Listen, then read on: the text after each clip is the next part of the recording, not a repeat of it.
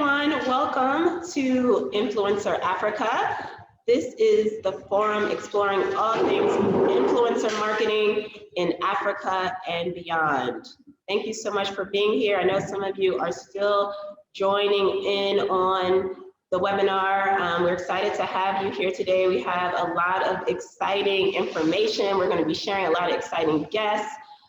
This is a platform that's for brands, for marketers, and especially for influencers to really just get to better understand the industry, to better understand the relationships between companies and influencers, the content that influencers are creating, and just ways to really heighten the industry and influencer marketing across the continent. My name is Muhammida El Muhajir. I'm the Director of Strategy at WaxPrint Media. We are a digital marketing and PR agency based in Accra, Ghana. We're here today at the Martini Studio. We'll pan around in a little while so you guys can have a look at the space. Thanks so much to Martini for hosting us today. I know it's the middle of the day, but we're gonna have some cocktails while we're here as well.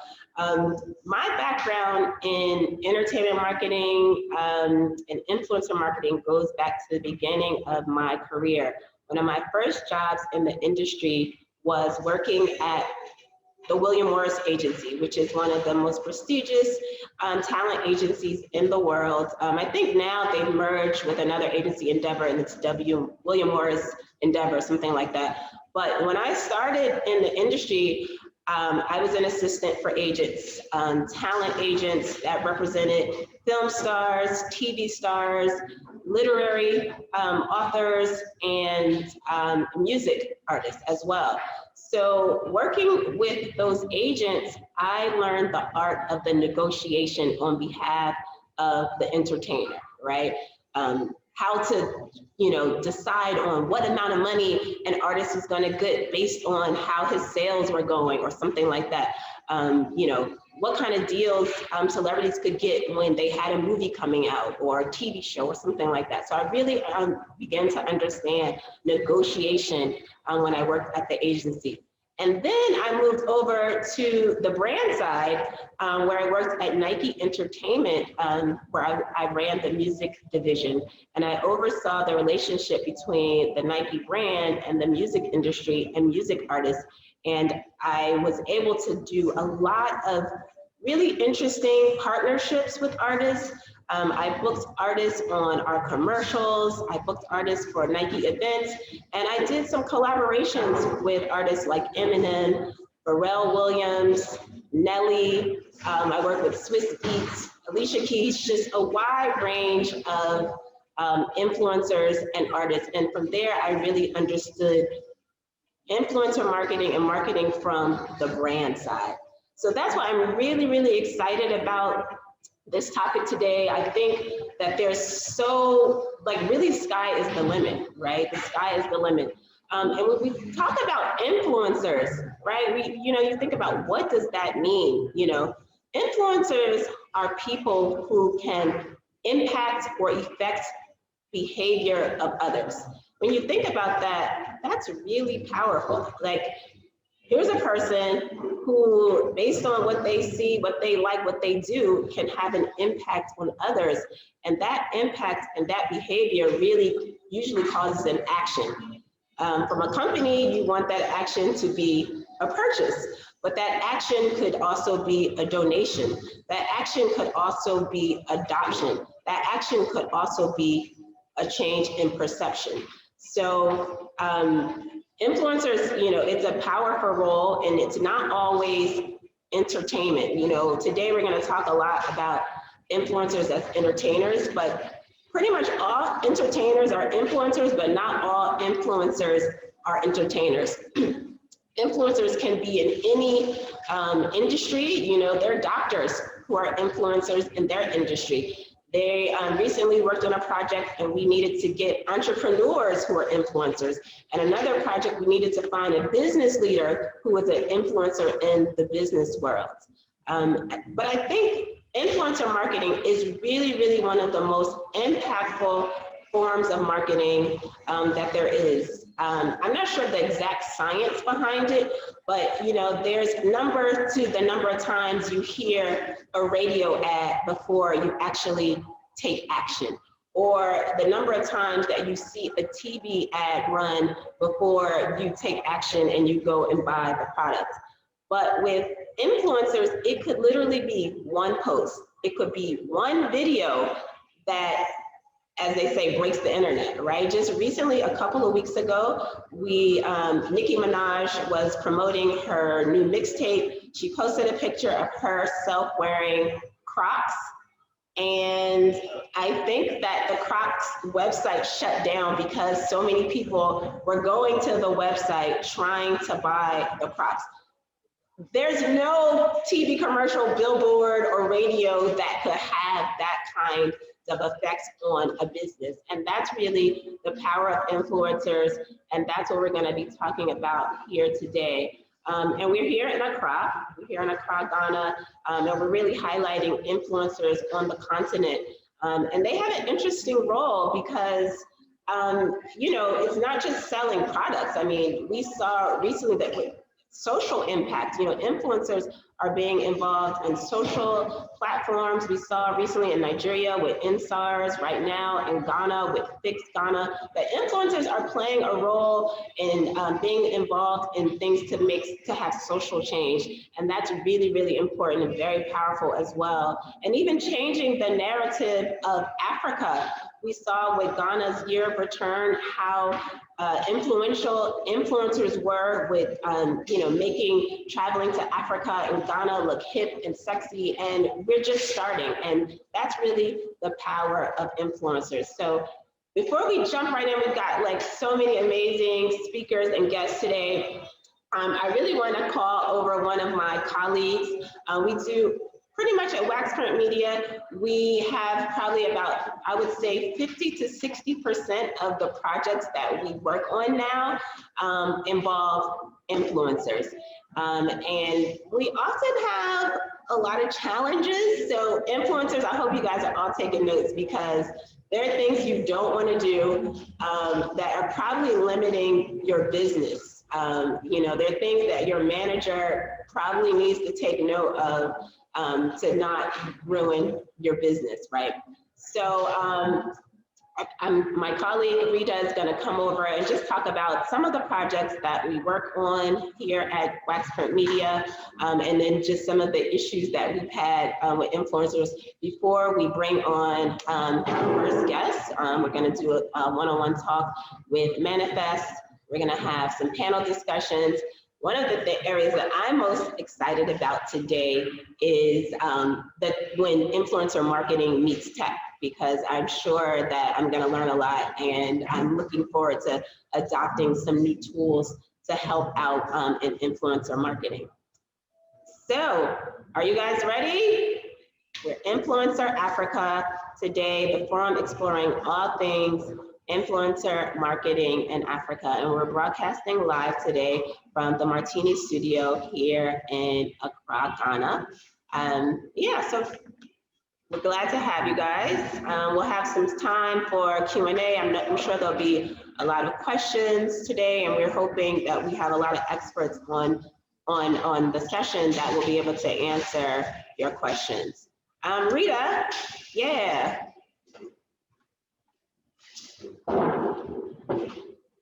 So, oops, are we in there, Rita? Okay, yeah. So this is Rita Boateng. Rita, I wanted you to just come on because you are the person that I feel like pretty much on a weekly basis, we have some kind of influencer project, and then you're the one that I call, and I'm like, Rita, this is the project. We, at our office, it's an open floor plan, so we all pretty much sit at a table, and we are always brainstorming. So, Rita, what usually happens when we have a project that involves influencers? Yeah, we are always brainstorming, that's true. So in the office, Muhammida will just come by. Rita, this is the other project that we have. And the first thing we have to do is to present a proposal to the client. And in that proposal, we bring all the bios of the influencers that we are suggesting to them. So some of the problems I actually face is finding the bios of the influencers, because some of the clients, they don't know who they are. So we introduce the influencers to them. But when you go on their social media platforms, they have nothing of sort of a bio. They don't have any websites where you can find their bios, the works they have done, the clients they've worked with before. And then aside that, another issue we also face is finding their email addresses. And even if we find their email addresses, we email them and they hardly respond to their emails. There was this project that we had to do to get we were supposed to get media coverage in over 16 African countries. We got their email addresses, but then getting them to respond was very hectic. So it was pulling the project backwards, and that was not good for us at all. Another Another problem we face is the management of the influencers. Some of these managements are pulling them down, because if I reach out to them and the manager picks the call, it's like they are not enthused about the program. They don't know what we are about to talk about. They don't know which brands are on top. And they just act uninterested. And that's making influencers lose money, if you talk to me, if you ask me. Yeah, no. So those are some of the issues we face when we are reaching out to influencers. Yeah, so guys, it's important to have if you're an influencer, to, make it really clear who your audience is, make it easy to, get your bio, have something prepared about yourself, media deck or something like that. And also check your DMs, check your emails, check your WhatsApp and respond. We had another colleague that was going to join us, but I'll just quickly bring up what he was going to talk about. And really, we had a client, as I mentioned, who is a local business, and they had an advertising budget, which was pretty limited in terms of advertising, in terms of like radio and TV, and they knew that their business was new. It was just launching. It was a restaurant, a lounge. And they were like, what should we do? And, I got all the rates from radio, I got the rates from TV, and it wasn't really going to be much. There was going to be a limited amount of ads that they could run, probably about 2 weeks max. And I suggested that we really go after some influencers who fit the brand, who fit the audience, and to see. I mean, they were really a bit reluctant at the beginning because it's new for a lot of businesses to engage this way. I think for the big brands, they know that it's a part of their marketing, but for a lot of the new brands, it's new. So we ended up using their radio advertising budget and applying that to influencers who came to the restaurant, to the lounge, who enjoyed their time there and shared that experience on social media. And literally in the first week or 2 weeks, and definitely after the first month, the business grew by 200%. Their social media following increased exponentially. And they were like, wow, to the point that every week they were like, who's coming? Who's coming this week? So it was really impactful. And I like for small businesses, as much as I work with big brands, I come from an entrepreneurial background, entrepreneurial home. I'm all about the small business, the startups. So I really like to find ways for small businesses to prosper. And I feel like this is definitely one of the ways. As a business, you have to put some investment towards marketing, and influencers can be one of the best ways.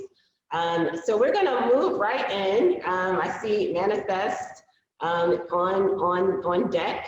So we're going to get into our one-on-one conversation. As I said, today's forum is really about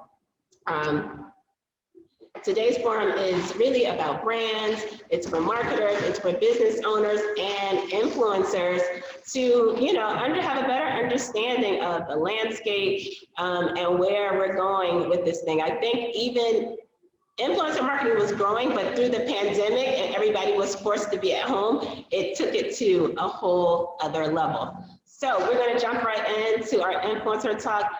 Manifest, if you don't know who Manifest is, which I'm like, who are you? He's an award-winning MC, rap artist, performing artist, and he's here in Ghana, but performs and travels all over the world. And we work on a lot of projects together, so I'm glad to have you here today because I want to kind of go in depth a little bit with some of them. Being an independent artist, it means I've developed, I've been collecting data my whole career to be able to advance it. I collect data, whether anecdotally or statistically, to know where my fans are, to know what they are liking, etc. So based on that, I might have such a more intimate insight as to how to influence the audience, than an outside perspective. So I might look at what you see to do and say, okay, yeah, but let's try this instead. The press conference might not really be the one because let's reach the audience where in their point of interest. Their point of interest is in something that looks like a music video or me doing a freestyle, etc.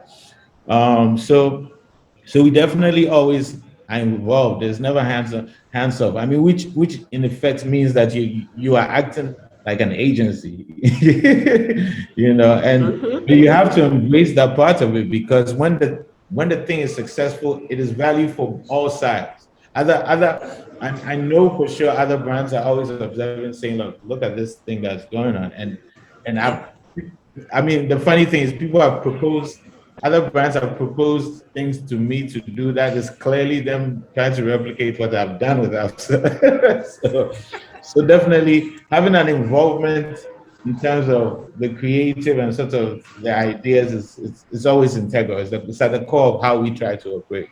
Even in our decision of how to announce the brand ambassadorship, we chose very creative and impactful ways. We didn't do a press conference. We didn't do any of that. I literally took the audience that week through a process. I went to the studio and told them that, okay, here are two beats, help me select a beat. I was on Twitter and help me select a beat. This beat one or beat two, because today I'm going to be recording, I have some things to say.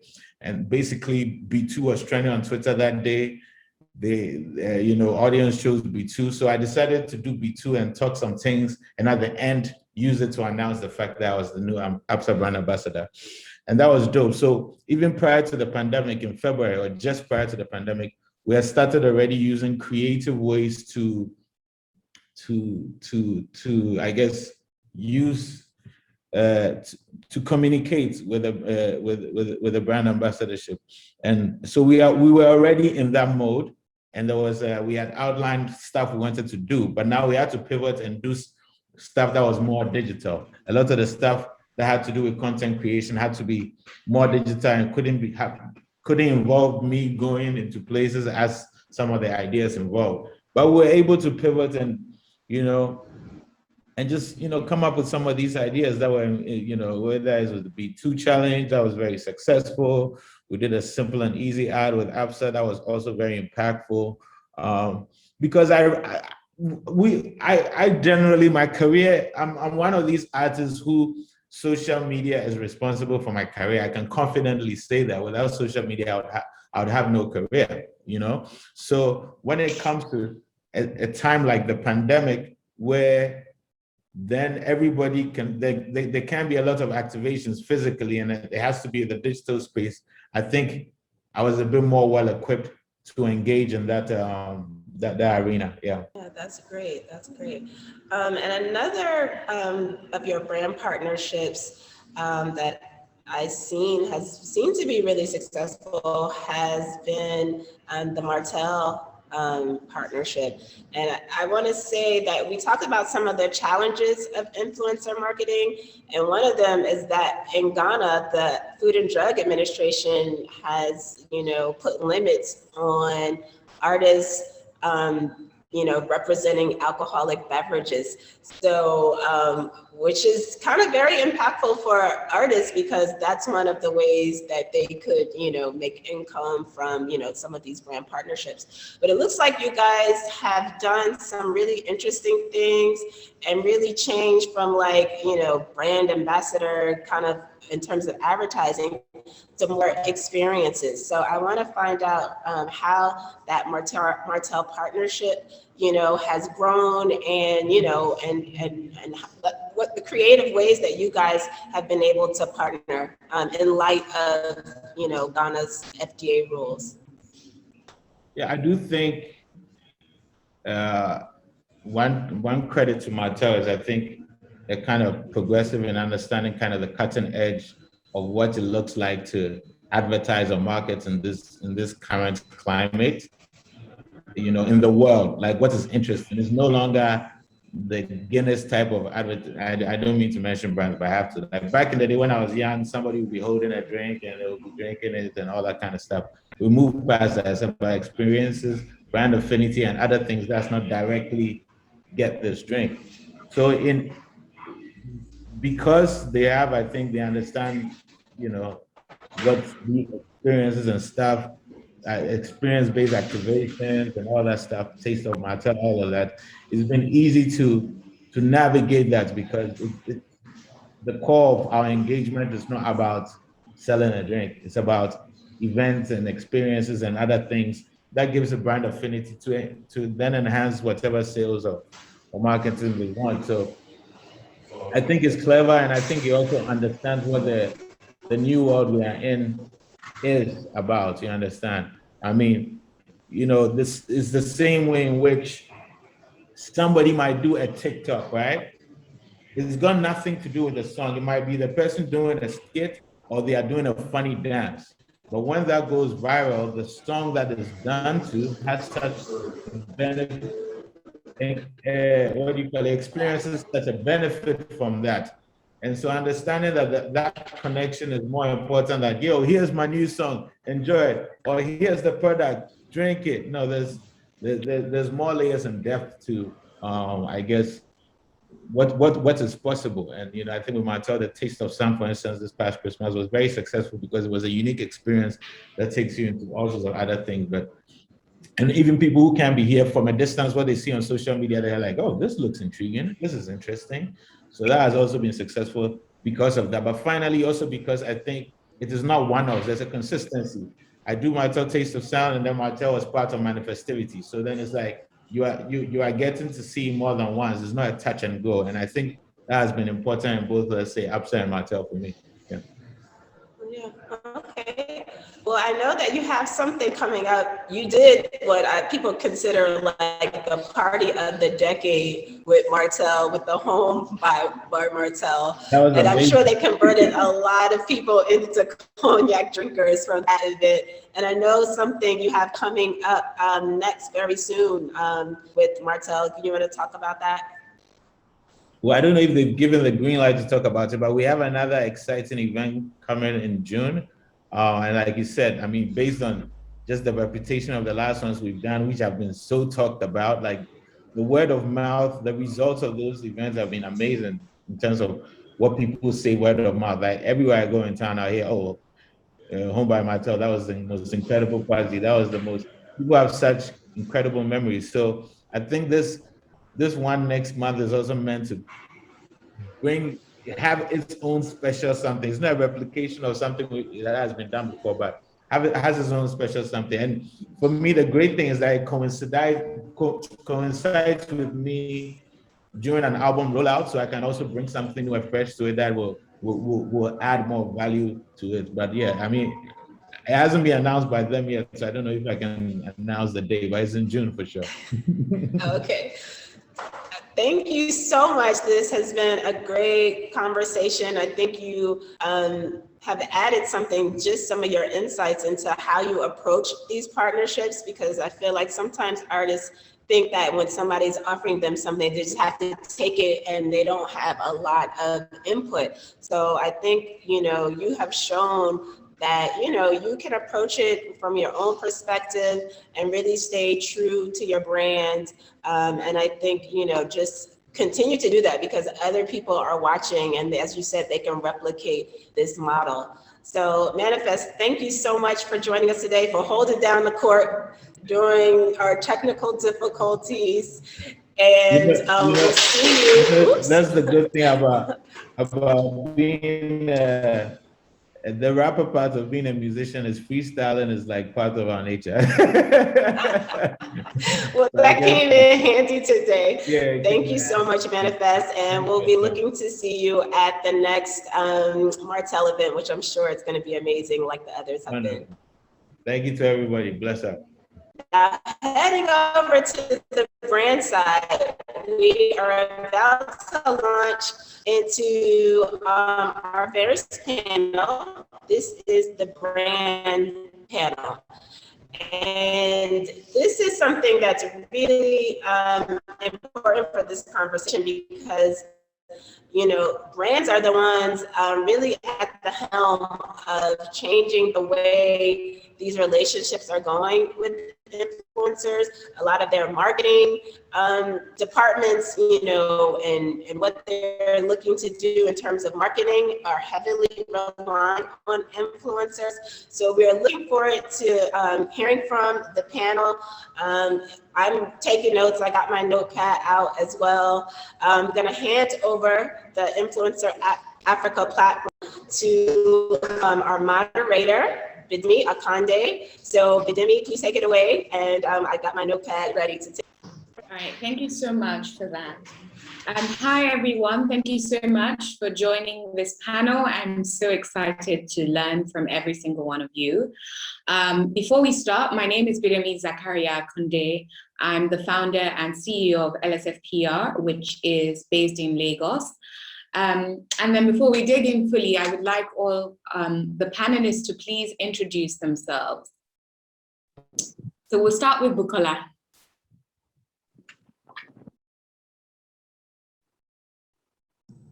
Is that me? Yes, you. I go by Buki, hence my confusion. I thought there was somebody else. Hi everyone, my name is Buki Akomolafe. If you call me Bukola, you see that I will look at, I'll be like, who are we looking for? So yes, I am the country manager of Travel Starts in Nigeria. And prior to this role, I was the commercial manager. So I was in charge of marketing and sales. And one of our wonderful programs, which I started called Travel Start Tribe. And I'm really looking forward to the conversation. Thanks. Candice? Hi everyone, my name is Candice Thurston. I'm from South Africa, Johannesburg. I'm currently the marketing executive of Sorbet, which is the largest beauty franchise model in South Africa. And we have 3 brands underneath it called Sorbet Man, which is very specific for our male grooming space, Sorbet Dry Bar, which is blow waves, and Sorbet Salons, which is very focused on nails and facials. I also launched a brand called Candy & Co., which was specifically for women of color to really formalize the hair and beauty industry and really driving the revolution of deracializing hair and beauty within the industry. My background is I worked for Unilever within deos and hair, worked in a global role based in Turkey, and then moved on to Talco in MTN, looked after the World Cup, and post that moved into MTN South Africa, which looked after about 80% of the consumer portfolio. So that's me. I'm so excited to be on this panel and spend some time with my continental sisters and brothers. Jeanette. Hi guys, my name is Jeanette. I'm Jeanette Kwashi. I'm the brand manager for in Penerica. Also juggle as a digital marketing manager for all our whiskey and gin, all the brands actually. Been working in that industry for about 6 years now. Will be very interesting. I'm very excited to be part of the panel and learning from all you guys. So thank you. Okay, and then Nicole. Hi everybody, I'm Nicole Ogle, head of influencer marketing strategy at On Point PR in South Africa. Just really grateful to be part of this panel, to learn from all of you and hopefully, you know, to get inspired as well. So I've been part of the, you know, sort of influencer growth in On Point from 2016, and I'm looking forward to, you know, hearing what everybody has to say. Thank you. All right. Well, thank you all so much for joining this panel again. What's very interesting is that we have representation from Ghana, from South Africa, and Nigeria on this panel. Now, because I've researched where everyone works, what everyone is doing currently, I have specific questions. But I do feel that we do need to give the audience some context, because you're going to answer based on the market that you're in, because every market is different across Africa. So before we go into those specific questions, I would like every one of you to sort of speak to us a little bit about the influencer landscape in your different markets. And I think that we're going to have very, very, very different answers to this. So I will start with Candice. Please let us know what it's like working with influencers in South Africa, especially from the client perspective, and Nicole will give us the agency perspective. Yeah. So I think, I was thinking about it when I was jumping into this call, and I feel like the influencer space has been around for, years, and we used to call them brand ambassadors. But because we only had traditional media like TV and radio, we could only choose 1 or 2 or 3 brand ambassadors because of the cost that went into shooting an ad or doing a radio campaign. So I think that was about influence. And I thought about 2012, actually, when I was at Unilever, and one of the portfolios was youth. And then I looked at the micro influencer space, and I was like, wow, I've been doing this from 2012, where we weren't looking for the big names, but really looking for people that own different categories. And we basically created something. At that time, YOLO was a big name, so you only live once. And we looked at the kind of influencers in comedy, which was in Paul Pops, Mini Glamini in lifestyle.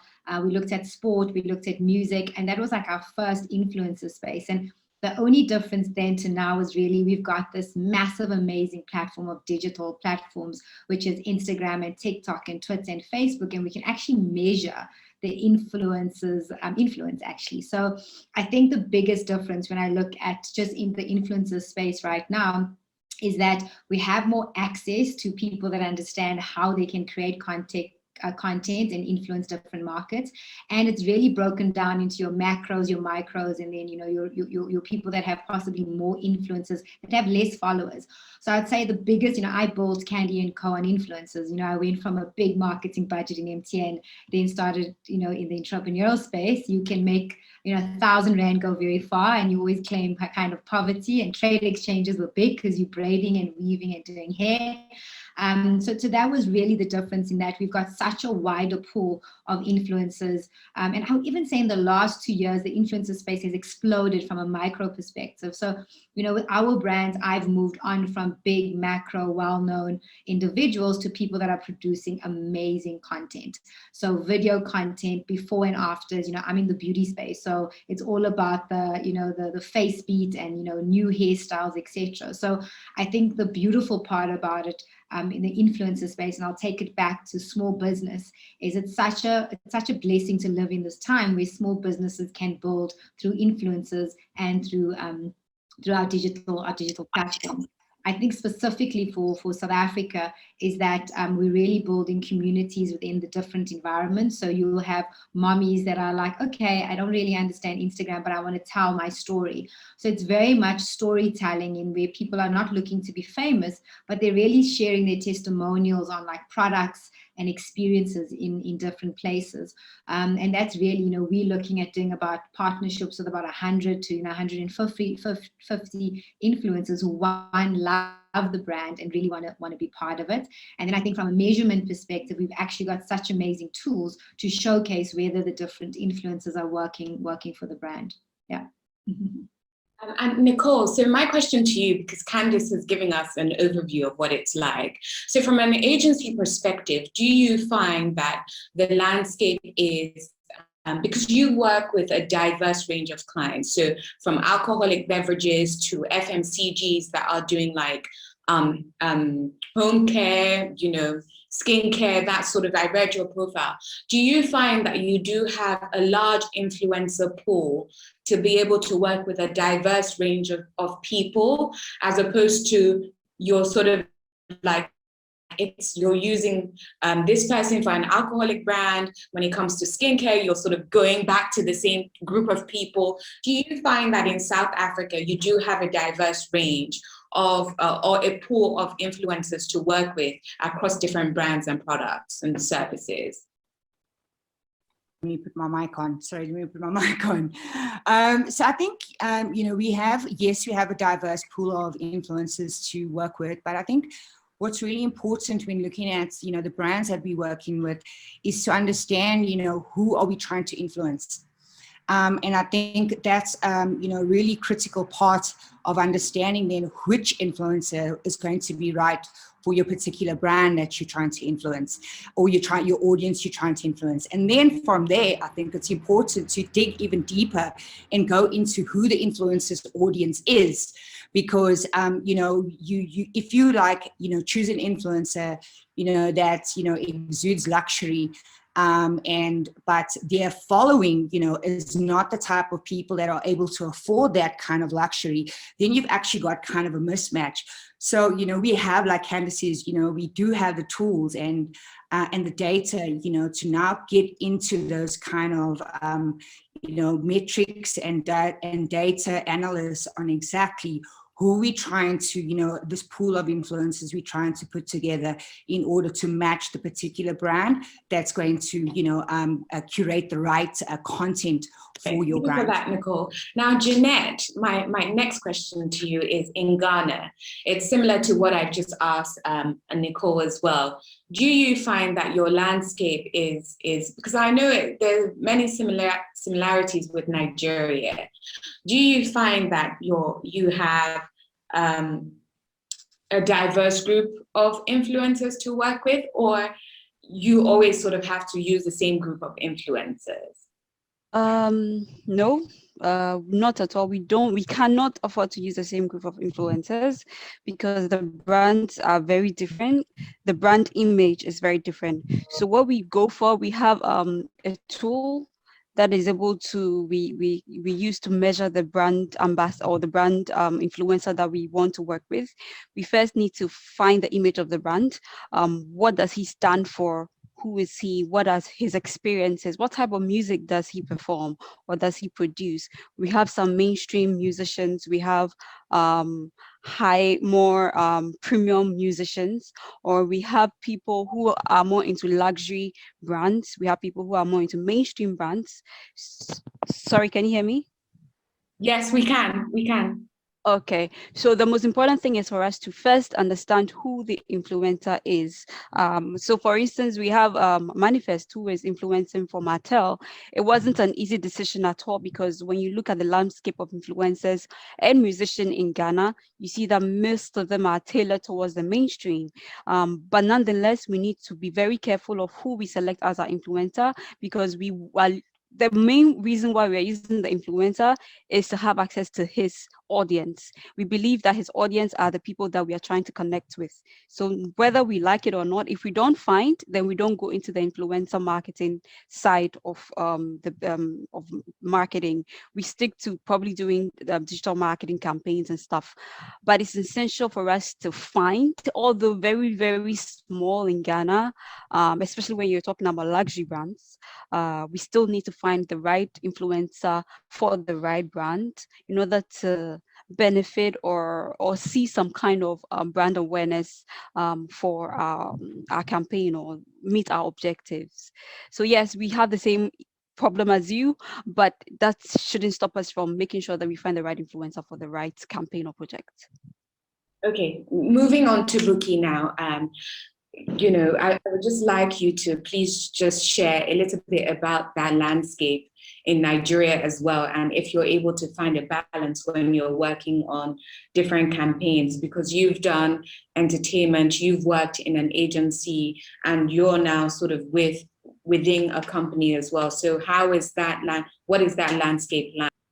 Yeah, thanks, Bidemi. So just a little bit about my background. So I've always worked in marketing. I've worked at an agency before. I worked at an agency in New York, and then I moved back to Nigeria, and then worked for the #1 concert brand in Nigeria, Rhythm Unplugged, before I moved in full-time to work with a travel agency, an online travel agency. And the influencer landscape in each of those three is very, very, very, very different.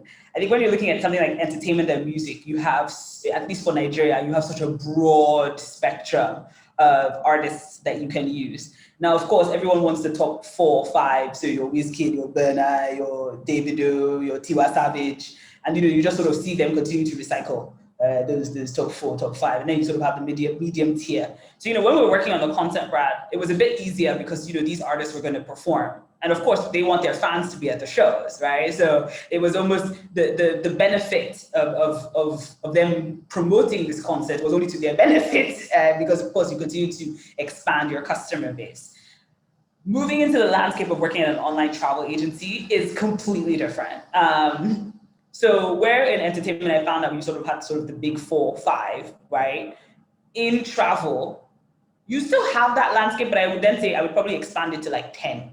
They're like 10 people, and everybody wants to use the same 10 people. Not only do they want to use the same 10 people, I think what is frustrating for me from, because I was on the agency side where I used to be like, no, you should use this person, and I'm on the client side and I'm frustrated by the agencies having this conversation with me, is that my product is often very misunderstood. So I'm not an airline. I am a travel agency. I help put people on airlines. My product is a website or a mobile app. And even when we're looking at something like influencing, right? Because ultimately what we're selling is the experience of the trip, but really my product is a website or an app. One of the things I always found the most humorous is all of the influencers. So in fact, I cut off all the macro influencers. I was like, I'm not going to talk to you because at the end of the day, you're too big for what I'm trying to do, and the cost for you by how much a plane ticket is, the economics just will never make any sense. So then we only started looking at micro influencers, and that's why I said that the landscape increased to like 10 people, right? Although now I will say that the micro space is blowing up a lot in Nigeria, where you're beginning to see in all kinds of industries somebody pop up that even if they only have like 1,000 followers, that's really good. That's really, really, really good, because my rate of conversion of that will be so much higher than what I call a digital billboard. So somebody who has like 1 million or 4 million, when people tell me they have 4 million followers, I'm like, that's great for you. Go to an airline. But I'm a travel agent, I probably make $1 per ticket. So it's a sort of very, very different landscape. And for me, what was always humorous was people would say, so what the ladies have said is actually absolutely correct. Who are you influencing? What is your following? I would always look at people's following, and I would have people who in their general life would only buy an economy plane ticket. But because I said I would like for you to influence for me, all of a sudden you want business class. I'm confused. Your following, this, and I'm sure that everybody on this call has had these conversations before where you're like, I understand that you also are aspirational, but maybe we should start from a base of reality and then move, to aspirational, right? Because of course I would love to sell business class seats, but if majority of my customers are purchasing economy, it doesn't help to tell my story by showing them business class. And that's why I said the landscape has increased to about 10, because I really do think that maybe there are about 6 more people who really do truly understand what your products you're selling, who their audience is, and then the value of conversion that they can give you. And I'll stop there. You are mute. Thank you so much for that, Buki. I'm going back to Candice now because I do have specific questions. Now, Candice, you work with the Sorbet Group and you work with a lot of beauty influencers. I imagine you do work with a lot of beauty influencers. Now, with beauty, it's very tricky because you have to not just convince the audience about the product or the service, you also have to use the service. Now, consumers are getting more savvy when it comes to sponsored content. So how do you really navigate that? Because, there are some beauty influencers, they put the product like, oh yeah, this is XYZ, it does ABC. Have you used it?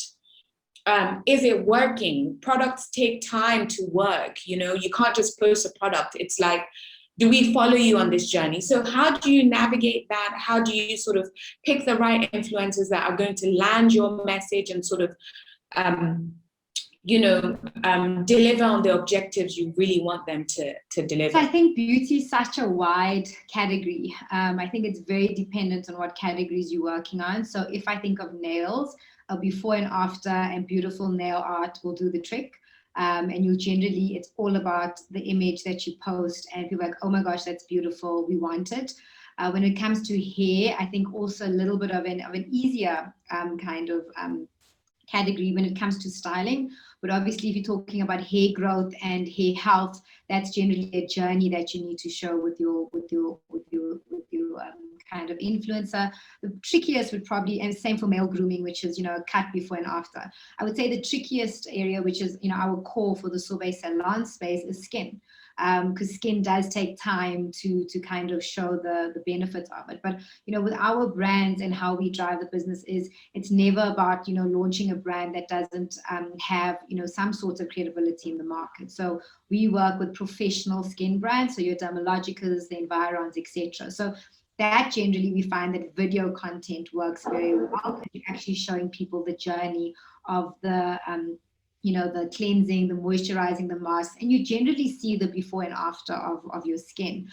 So I would say, what we've done in Sorbet is I've actually, I think it's happening probably with many brands because it just has a bigger return on investment, is we have hired somebody that's actually a video photographer. She's a bit of a hybrid. So she produces all of the content for us on a daily perspective. I'm currently building my own photo studio with lighting and backdrops, etc., because this, my industry is all about content, video production before and after. So I would say that would definitely be the change in how we showcase, so that video is the way, depending on what you're trying to sell. Specifically for Sorbet Man, which is a male grooming space, it's again just, education. So education on products, education on your testimonials from influencers, and you almost need to talk in a way that men understand, not too technical, not about ingredients, but really about what is the benefit and, I'm going to get out of this product.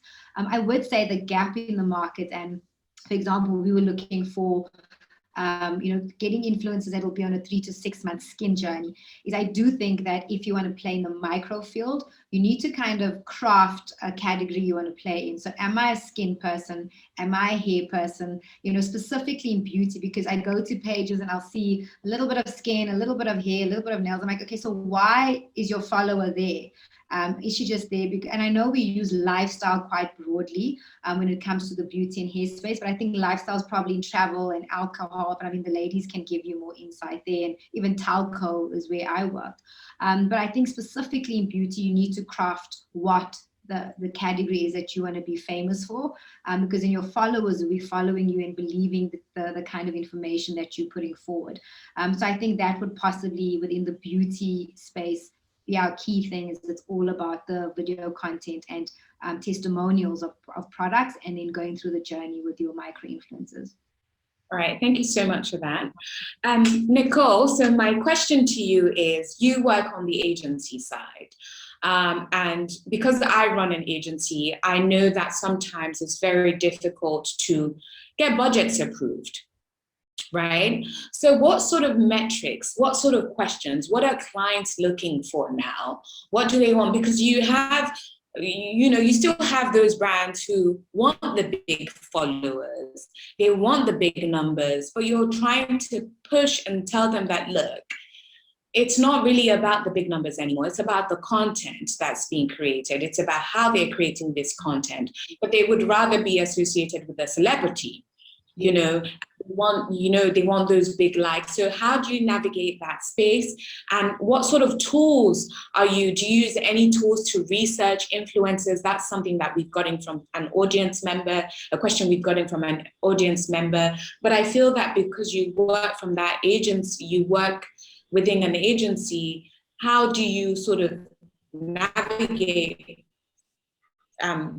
suggesting influencers to clients who want big numbers, and what sort of tools are you using to find these influencers? Sure. So thanks. Yes. So 80% of the time, we do get given the budget and say, this is the budget you have. We want macro influencers, which are, over 100K plus influencers, which cost a lot of money. And most of the times, we have to kind of assess the situation and go, so you've got your budget, but what you want. So clients' budgets and clients' expectations sometimes have to be managed quite carefully. But it's all, I guess, it's a numbers and a data's game. So, to further motivate for more budgets, if clients, insist they want those macro influencers, we then go and put a pool and use, like you say, some tools like the humans, like the Claire, tracking tools to, sort of vet influencers, put this list together, create a predicted outcome of what your ROI would be. If you give me this budget, this would be, the sort of what you would get in terms of your reach and eyeballs into your campaign. Thank you for that. Jeanette, my question for you, because you work with Pernod Ricard, and there's similar brands in the market. So you have your Moet Hennessy, you have your Remy Cointreau, you have your Diageo. And you sort of told us a little bit about the limited landscape out there in Ghana, right? So how do you stand out? How do you make your influencer campaigns stand out in a market where you have competitors who are essentially doing similar things that you're doing? What sort of strategies do you sort of put in place to make your influencer marketing campaigns stand out? Okay. To be very honest, we don't really focus on what the competitor is doing or the competition is doing. Our brands have specific image. So you have Jameson, that is all about be who you are, lifestyle. The whiskey doesn't take itself seriously, and each brand has a certain lifestyle that it's trying to project or it projects. So Jameson is all about the culture, art, music or underground music, art, and then graffiti designs. So we're focused on getting influencers in that space. We recently had a totally 100% influencer marketing campaign where Jameson kind of served as a leverage or a tool for influencers to showcase their work in Ghana. And it was all about musicians, graffiti artists. We had fashion designers, streetwear designers. So the brands are very different from each other. Mattel is luxury. So we're looking for people who understand luxury travel, who understand what it means to live a luxurious life. What else? Ballantyne's, for instance, it's all about music. So we are looking for influencers that have some kind of power or influence in the music world. So we don't really, to be very honest, I don't think that our competitors understand influencer marketing as much as we have or we do, simply because the brand gives us the opportunity to really showcase the image through its image through influencers. So to answer your question, yes, I see what the competition is doing or the competitors are doing, but I can't really point something very specific to what they do in terms of influencer marketing, just simply because they probably haven't understood what their brand image really is about, or they haven't given a personality to their brand as much as we have for all our brands in West Africa, actually, not just Ghana, Cameroon, Cote d'Ivoire, and Gabon. So these are our countries, our main countries in West Africa. So my question for any one of you is, how do you sometimes, obviously there are different objectives for different influencer campaigns, but generally, what are those success metrics? How are you measuring success? What tools are you using? People want to know, some people want to get tips. Nicole, I'm sure from the agency side as well, when you're sending reports to clients, it's like, how are you putting those reports together? What sort of tools are you using? What sort of tools are on the market that you recommend that anyone on this panel would like to be an influencer? What sort of insights are you getting from those tools that influencers will find useful and brands will find useful as well? So I'm throwing this out to anyone that wants to go. Okay, yeah, I'll take that. So I think, it's we've come a long way in a very short space of time, because influencer marketing has exploded. Earlier on you were talking about sponsored content, and just last year what was recorded in terms of according to Statistica, was that there were over 6 million, sponsored posts recorded. And that's just, the content out there that says, paid partnership with the certain brand, whoever that might be. So, it's influencer, yeah. So in terms of the reporting part of it, sorry, just to, backtrack, is that we gone of the days of, asking influencers to please screen grab your insights and send it to me and let me, put the report together and then manually calculate stuff. No, we don't do that anymore. That happened like maybe 18 months ago, but, with the likes of, like the Humans tool, Clear out there, there's quite a number of tools that actually, you can load your entire campaign on there, vet influencers, go through the content that they, who are they following, how many fake followers do you have? Because, no matter who you are, you've got, these bots, that latch onto your accounts. We've seen it with every single, no matter who you are, with the biggest influencer in the world, there are those, bots that leech onto your account. So we kind of, I think set sort of a standard and a measure, that at least 15% of your following, should not be, so you should not have more than 15% of your following being, as bots. So, these are the kind of tools that we have that, can easily identify to say, this person has a 98% true following.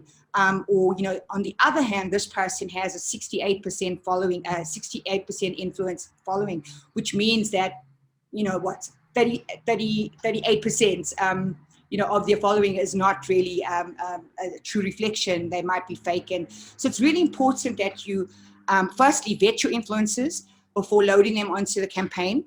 And then, putting this report, using these tools effectively, using links for your influencer campaign, so that when you are briefing your influencers, they're taking that link, they're putting it into their bio.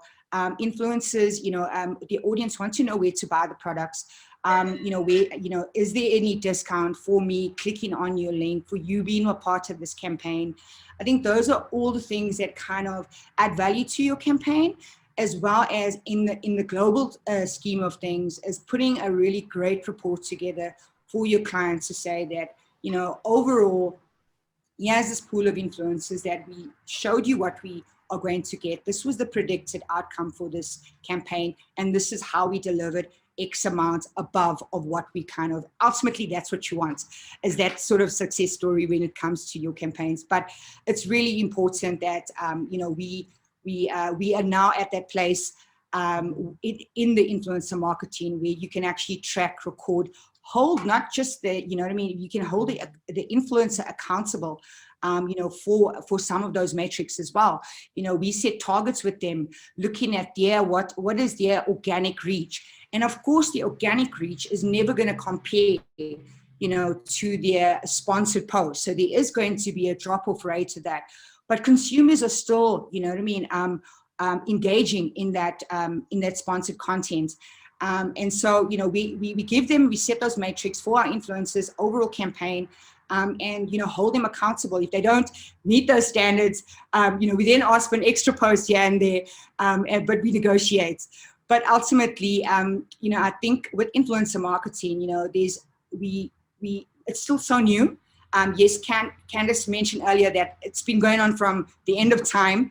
But in terms of the digital world, and working with a host of different types of influencers and communities, is that this light, there's only 1/4 of the light that's been shone on what can be done.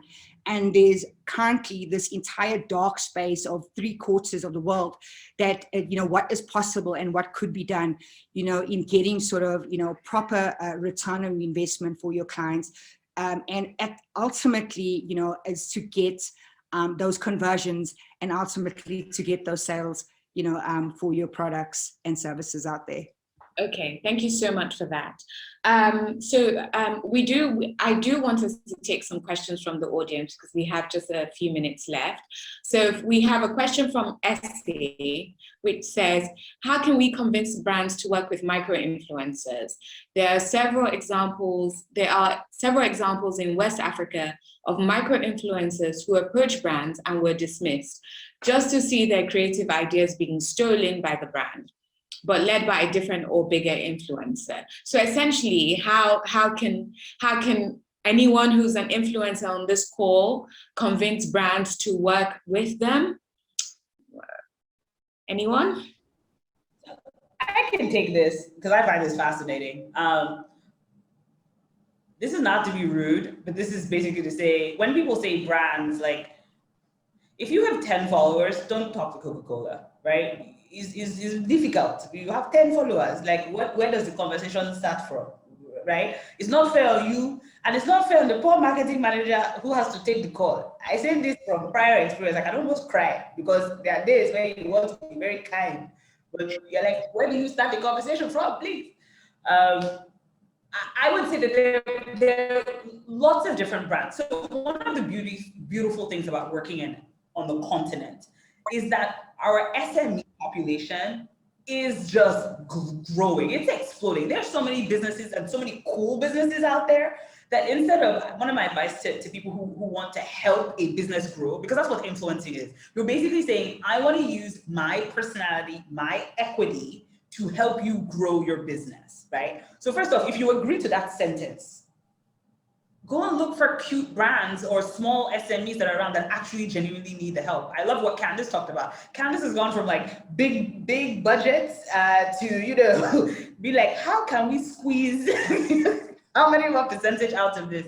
So like, there's so many cool brands like that. So instead of trying to spend all of your time trying to convince a big brand to pay attention to you, go to a micro brand who actually needs the help and that you can work with, and the both of you can learn what this influencing takes. Influencing, brand ambassadorship, content creation are exceptionally difficult like roles. I mean, my hat's off to all the content creators because the hours that they spend thinking about these things is amazing. The second thing is, in Africa overall, I think IP protection, intellectual property protection is poor. It doesn't exist. In fact, it doesn't even exist to the point that on Instagram, I mean, when I look at all these challenges, at the end of the day, that's somebody's IP. Somebody sat down and created that, and then we all hopped on it, but because it went viral, we were like, oh, cool. But that's somebody's IP that you took and you didn't get paid for it, right? It's unfortunately the nature of how the stage of infancy that we are at in Africa with that stuff. But look, the same way that in most countries in Africa, we skipped landline and went straight to mobile phone. It's the same way with intellectual property. We will skip some of like sort of the base things and skip rights to. Brands will start writing to you, and I think I've seen this with some Nigerian artists. They'll just start writing to you and they'll just revoke your music because what you thought you could hide before, you can't hide before because of technology. And so I would almost say, like, be patient. It's annoying, it's frustrating, but also with social media, you have a voice. If somebody stole your idea, get it out to the right platforms. People will amplify for you. We had a situation in Nigeria a couple of days ago, we talking about this, where there was a small company in the UK who had trademarked Yoruba, which is a tribe in Nigeria. And the entire tribe of Yoruba people, including those not Yoruba, were like, how do you trademark a tribe? How do you own a tribe? It's not possible. That's something that 10 years ago would never have been possible with Instagram. Like, because I mean, we just weren't on Instagram as we are today. And the last thing I'll say, just to talk about what Nicole talked about, especially for Nigeria, it's actually very difficult to get good reporting. In fact, it doesn't exist. It doesn't exist. When you're in South Africa, you get amazing reporting. It's so good. And the reason I say this is because, Travel Start, we also have a South African business. And so like my colleagues, so, we'll try and do apples to apples, but it's really difficult because it's not even the same. Even when we look at partners, it's not the same, right? So for small brands, please do what I do, which is here, you take your phone, go on Instagram, look at the number of followers somebody has, look at the first 3 posts, dark ages to go. You then say, what are your likes? You divide it. And if it doesn't make any sense, if it's a low number, it doesn't make any sense to you, you don't want to use that person. right? It's literally something like that simple. One of my favorite tools, which I can't remember the name, and if I do, I'll put it in the chat, was looking at fake Instagram, like people who had fake Instagram. It was so fun. I mean, I used to do it for our brand all the time, right? Because we were growing, we'd be really excited. But as you're growing, like Nicole said, your bots are also growing aggressively at the same time. So you also don't want to get too excited about that stuff. But then you also want to look at the quality that people are coming out with. So I then stopped looking at likes and then started looking at comments. Like, how many people are commenting on this stuff? So you say you're putting out great content, how many people are actually commenting on it? And are all those 5 people your friends and your family members? So like on my Instagram account, in my mind, I'm an influencer to my 10 family members. Yes, because it's my 10 family members that are always making you comments. That's the extent of my influence, you know? But in my mind, I'm bigger than that, but I'm not, because it's the same 10 people. So if I was gonna work with a brand, I would have to convince them of, well, first off, what is my voice? And then secondly, outside of these 10 people that keep commenting on all of my posts, you know, who else can I reach? Yeah, I'm not a panelist, but I'm just going to add to that as well, offering value, because there are people who approach brands and just believe I'm an influencer, so I can get things for free, or because I want to do something, because I want to travel, so I need accommodation and this, you're not a travel blogger, your audience is not the right audience. So I think value for most brands and most companies is what's really important, and to make sure that there's alignment with values. The next question we have here is, do you have room for Black American influencers living on the African continent? If you're an influencer in this market, I believe a brand will call you. So we're not taking that question. Okay, today with social media, it looks like people buy the pictures, not the product. So can we also say that pictures marketing works sometimes more than the influencer? Candice. You're gonna give me that one. I think, you know, like, I think we possibly all marketers, so everything's about the visual. I mean, that's why we design logos, that's why you have outdoor rules and less copy. So, you know, I don't think it's about, you know, whether the picture sells or the influencer sells. I think it's the combination of both. And I think it's quite linked to the previous question, is Rome was not built in a day. You know, even if you just look at the musicians, they've been hustling for 10, 15, sometimes 20 years. I mean, if you read Miguel's story, it took him such a long time for his break. You know, in life, nothing's going to happen overnight. So I think even as a micro influencer, you need to continue to create amazing content, tag brands, and it's not going to happen. And unfortunately, you are going to see some things being copied, etc., etc. But I think if you're passionate about being an influencer, it is about continuing in that, you know, in that content generation space. And I think it is about really understanding what you want to become in that space. Don't just do it because you want to be famous or you want free things. And I think brands will sense when, you know, an influencer is just there for free things. And I think going back to Candy and Co, when we worked with lots of our influencers, they loved hair, they loved the brand, and therefore I actually partnered with them. It wasn't about, oh, I want free hair or I want free nails. You know, I would have them go experience the brand, you know, meet me as the founder. And I used to say to them, you know, there's no hard feelings if you don't want to partner with us, but there has to be a marriage between us. And, you know, that's how I chose the micro influencers, and or even just, you know, the macro influencers. And I think a key element, which was different, I suppose, 7 years ago, is now your content needs to look like you know, you have the best camera, you know, the best kind of, you know, you need to be, I call it forward slashes. You need to be a photographer, a videographer, editor, a copywriter, understand digital, understand analytics, because that's what I'm looking for. I'm looking for hybrids as a brand. So I think you need to invest in yourself, in whether it's pictures or whether it's influence or whether it's anything. So really take this seriously, because I do think it's the future. Yeah. Jeanette, do you have anything to add to that? Yeah, I think that what I had to say to influencers is, a lot of people think that it's just about likes and comments. We as brands, we're actually looking at what you are going to give to us in terms of the quality of your content. And if your content is exactly what our audience will subscribe to, remember that the sole purpose of us reaching out to you is to leverage on your audience, because we believe that your audience are our target consumers. So don't take it to heart if we don't come back to you or we don't want to work with you. It's probably simply because what you have is not what we are looking for our brand. Like Candice said, keep doing what you do. It may not work with one brand, it could work with the other brand, or you just need to keep building your audience. And one other thing that I think I need to stress on is a lot of influencers are doing so many things. You don't know which brand they stand for. You don't know who their what their personality is. I'm sorry, I cannot use you for Mattel and use you for Jameson, and then I see you doing Guinness, Malta Guinness. Next time you're doing cosmetics. Like, what do you stand for? I need to know who you are, whether you attract to my target audience, the people I'm really trying to get connected to.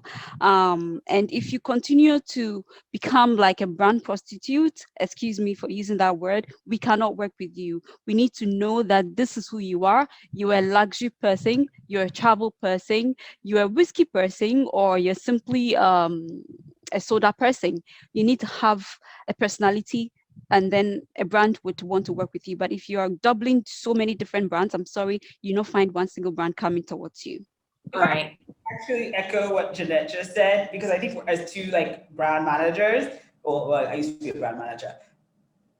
That is so true. It is so frustrating to see someone advertising one brand and then a couple of posts later advertising their competitor. You would be surprised the number of people that do that, and it's all because they're basically looking for like a quick buck or a quick dollar. But like Candace said and Nicole said, this thing is a marriage. Influencing is a marriage. When you pick a brand, you better be darn sure that you first off even like all of the brand's values, because that brand can also embarrass you outside. Right? It's not just the influencer, embarrassing the brand. The brand can influence, embarrass you outside as well. So you have to be very careful about like, what are my values? Like how much, and yes, look, we all want to monetize everything that we have, yay, make money. But at the end of the day, what will this say about you in 5-10 years? There are some influencers that I have loved, absolutely loved, but because they've worked with one of my competitors at one point in time in like the last 3 years, I can't touch them. So I'll keep talking to them. Right? And then I'll also see like if they're ever going to use my product, right? So we've had the conversation around like, look, I can't use you for an influencer campaign, but like, look, I hope that you still choose our products for your flights. But if in that 3 or 4 year conversation, you of your own volition never spend your hard-earned money on my product, there is no incentive for me whatsoever to then have you influence for my brand.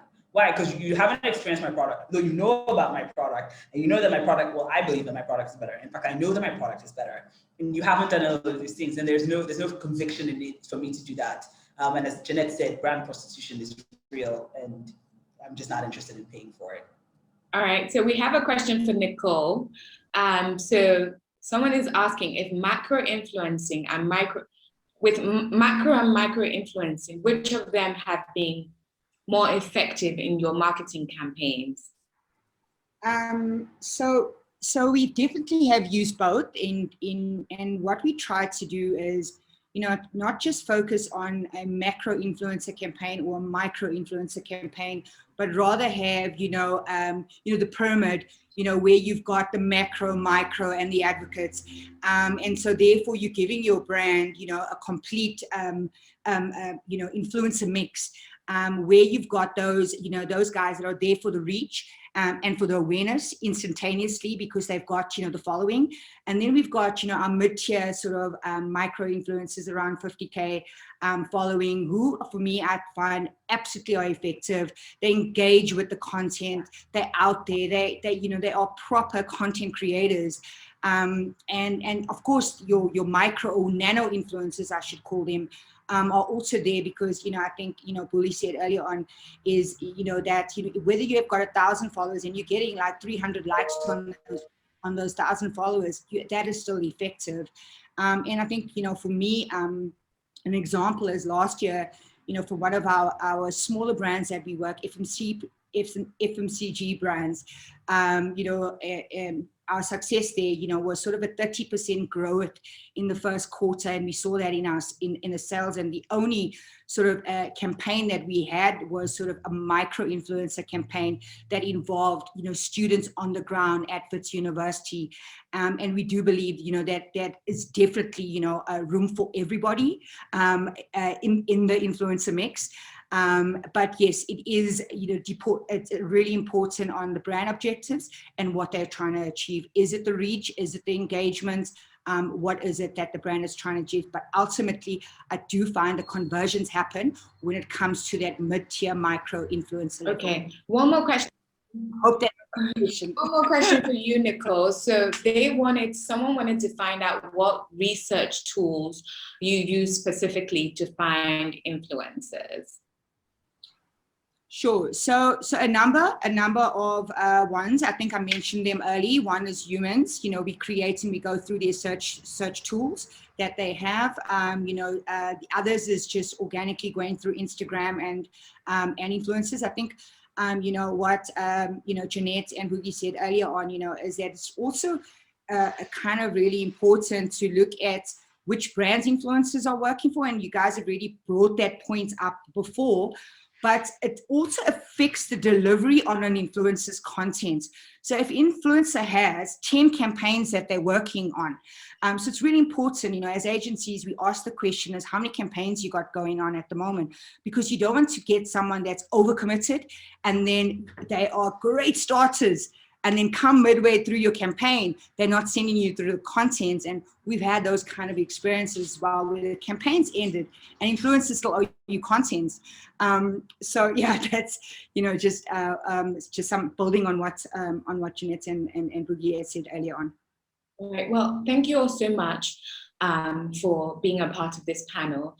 I think one of the key things for everyone that's listened to understand is that your campaign objectives matter, and will determine the sort of influencers you're choosing, will determine how you're pushing out your campaign, will determine the sort of results you're going to get in the end, will also determine the sort of strategy you're going to put in place, if it's going to be for conversion, engagement, or just awareness. And we do have one more question here, which this already pretty much answers the question, like how do you pick influencers? It really, really depends on your objectives or what your target demographic is. So thank you all. I wish we had more time, but we've gone over time a little bit. And I really hope that, those who have joined us have learned a thing or two about influencer marketing.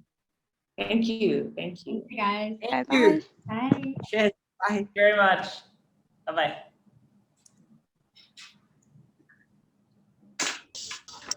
Wow, that was an amazing panel. Thanks so much, Bidemi and all the ladies. Ladies power. Representing Africa, we had Nigeria, we had Ghana, we had South Africa represented. So as I mentioned, this is Influencer Africa. I was hoping it wouldn't be too one-sided, so I'm glad we got a really good sense of what's happening across the continent. We have a voice from East or North, but next one, that'll be Influencer Africa Part 2. I'm really excited for the next panel because I'm always looking for tools. I'm always looking for tools to use. I think we heard Nicole and Jeanette talk about the tools that they use to research influencers and also track and monitor their progress. So our next session is when technology meets influencer marketing. And we have representatives from two platforms. One, Humans, who we heard Nicole reference, and also we have Therese Jones from Ripple Influence, who will be taking us through their platforms. I'm like, I know Rita's excited about this as well, because I'm sure it'll save us like hours of time of researching and tracking, putting links in, finding out impressions, all that. So I'm really excited about this. And I want to welcome them both. First Therese, I'm going to have you come on if you can kind of take us through Ripple, and then we'll have Akitoye come on and take us through humans, and then I'll ask a few questions to both of you. So Therese, yeah, welcome to Influencer Africa. Thank you for inviting me. It was really interesting being able to sit in on the last conversation as well. I'm really excited to see that influencer marketing is really getting a lot of traction in Africa because of the many opportunities it can provide creators on the continent. So I guess I'll do like a small intro about myself.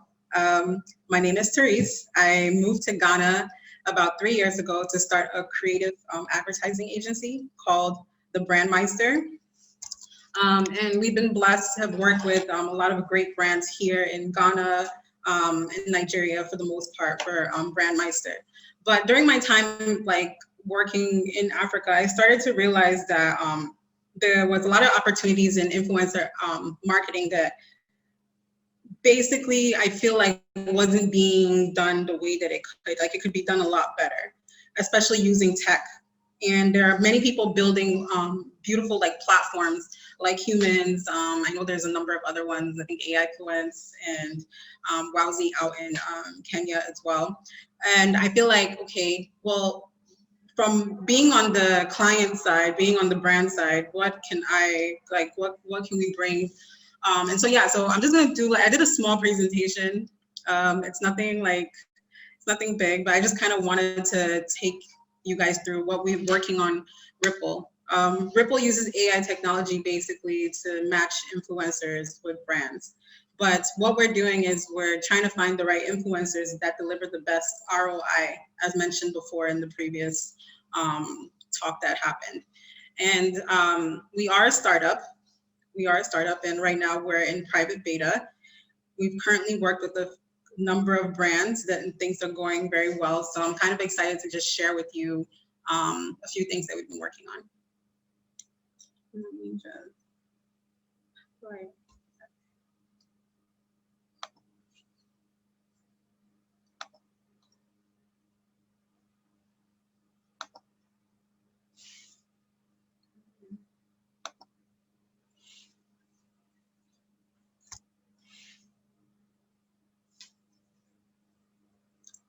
Okay, let me move this out of my way. How do I move this screen out of my way?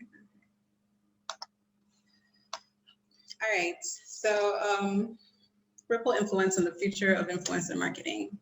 So how has advertising changed? In the past 10 years, we've seen a huge shift of advertising dollars being spent on traditional channels, such as radio, billboards, and TV. And every brand around the world, where they're shifting their funds into getting more visibility on the internet, using Facebook ads, Google ads, YouTube ads, and now like even influencer marketing. People are now trying to get in front of their customers in real time and receive like the response that way. As much as like people still listen to radio, TV, and they do occasionally see billboards, we're seeing that people are now realizing the value in spending money online. But with that comes a lot of challenges for digital advertising. There are ad blockers, cyber attacks, competition for visibility, and ad fatigue that happens in trying to use online channels for advertising. Also, the world has changed a bit. The internet has changed what careers people have and has opened the doors for additional opportunities for many people as well. So from content creators to working remotely to some of the biggest companies in the world, the internet has made it possible for young people to change their lives with just access to stable internet. With the rise of youth unemployment in Africa, imagine what like access to internet would provide these young people. And that's kind of what pushed us to create Ripple Influence as well. We realized that there are creators on the continent whose lives have been changed because of the internet. And some creators are making just as much or more than traditional career paths that they went to school for or would have gone to school for. But there are a few challenges that have come up with influencer marketing. Influencer marketing isn't new, it's just different. For decades, brands have used people they deem influential to push their messaging and products. The difference now is that the internet has changed what it means to be influential. With the advancements in technology, influencer marketing is still being based off of personal opinions of what the brands themselves think about an influencer, when the reality is the consumers might have a different idea. And like I said, working on the client side and working on the brand side, I noticed that sometimes even if people use these platforms, they're still doubting the choices that come up because they themselves might not feel like that influencer would fit the brand. But I felt like if we really push technology can probably show us who are the best influencers for the brand rather than using making human decisions for that. So, I mean, in reality, there's no real way to predict if an influencer would really make that much of an impact. I mean, right now, people are basing it off of followers, likes, maybe if that person is trending in that moment. But brands focus too much on the influencers following, and I feel like not on the kind of content they create, which can also lead to inconsistency.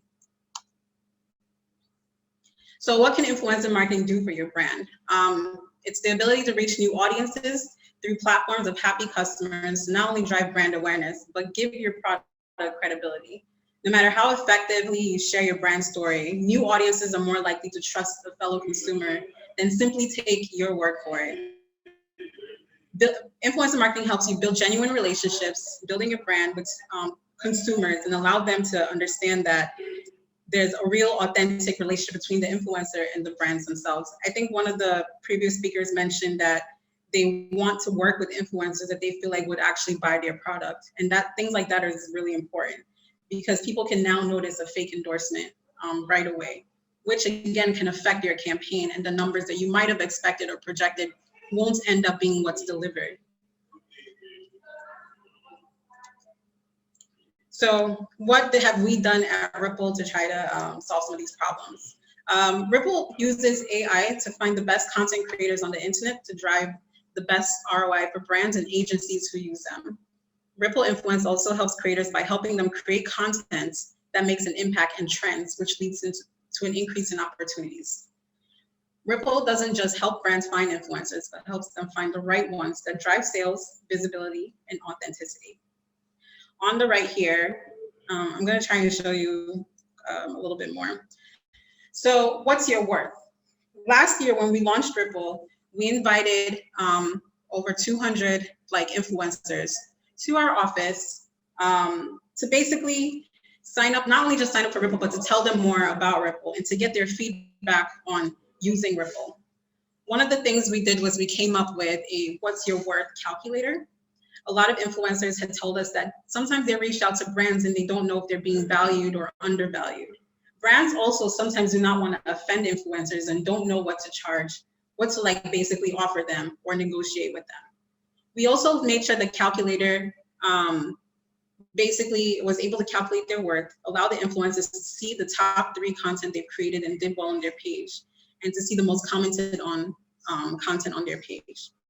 So we have here an influencer. We've let them know what tier.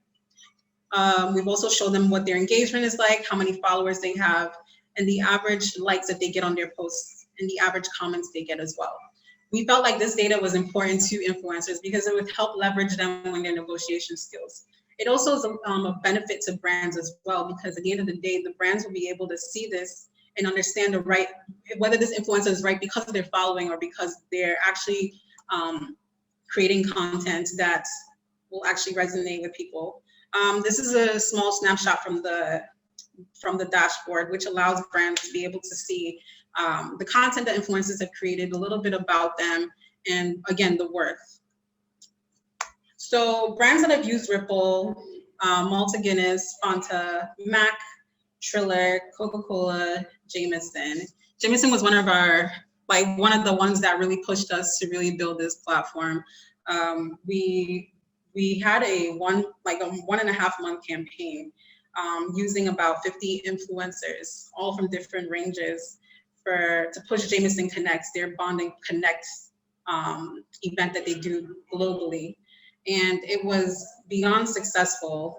A lot of the influencers that we used were able to not only just drive sales, but also drive visibility and we're able to create like an authentic relationship with the brand. Recently, we just worked with MAC Cosmetics, and we had the same exact results. We selected these 4 ladies to specifically all tell different stories around their makeup and create content around it. Each of them were tasked to do different things. But again, kind of like what we said, we're not just matching, we're not just giving the influencers brands, we're also just telling them the best content that works for their page, that'll deliver the most results and also increase the kind of engagement that they would be looking for and making them better influencers for future campaigns. So what is the future of influencer marketing? The future of influencer marketing begins with understanding the needs of influencers and brands from a different angle. We just brought on somebody from our team in Pumi from South Africa. She handles Kenya and South Africa actually, because we work there as well. And what we've done is we've started to realize that in order for us to understand influencer marketing, we need to dedicate the right people and the right set of eyes to actually understand the culture that's happening on the continent. We've learned that every country does influencer marketing completely different. Even how brands interact with influencer campaigns is completely different. There's no one-stop way. And I feel like the only way to kind of start delivering some structure in this space, again, is to add technology. And that's what Ripple does.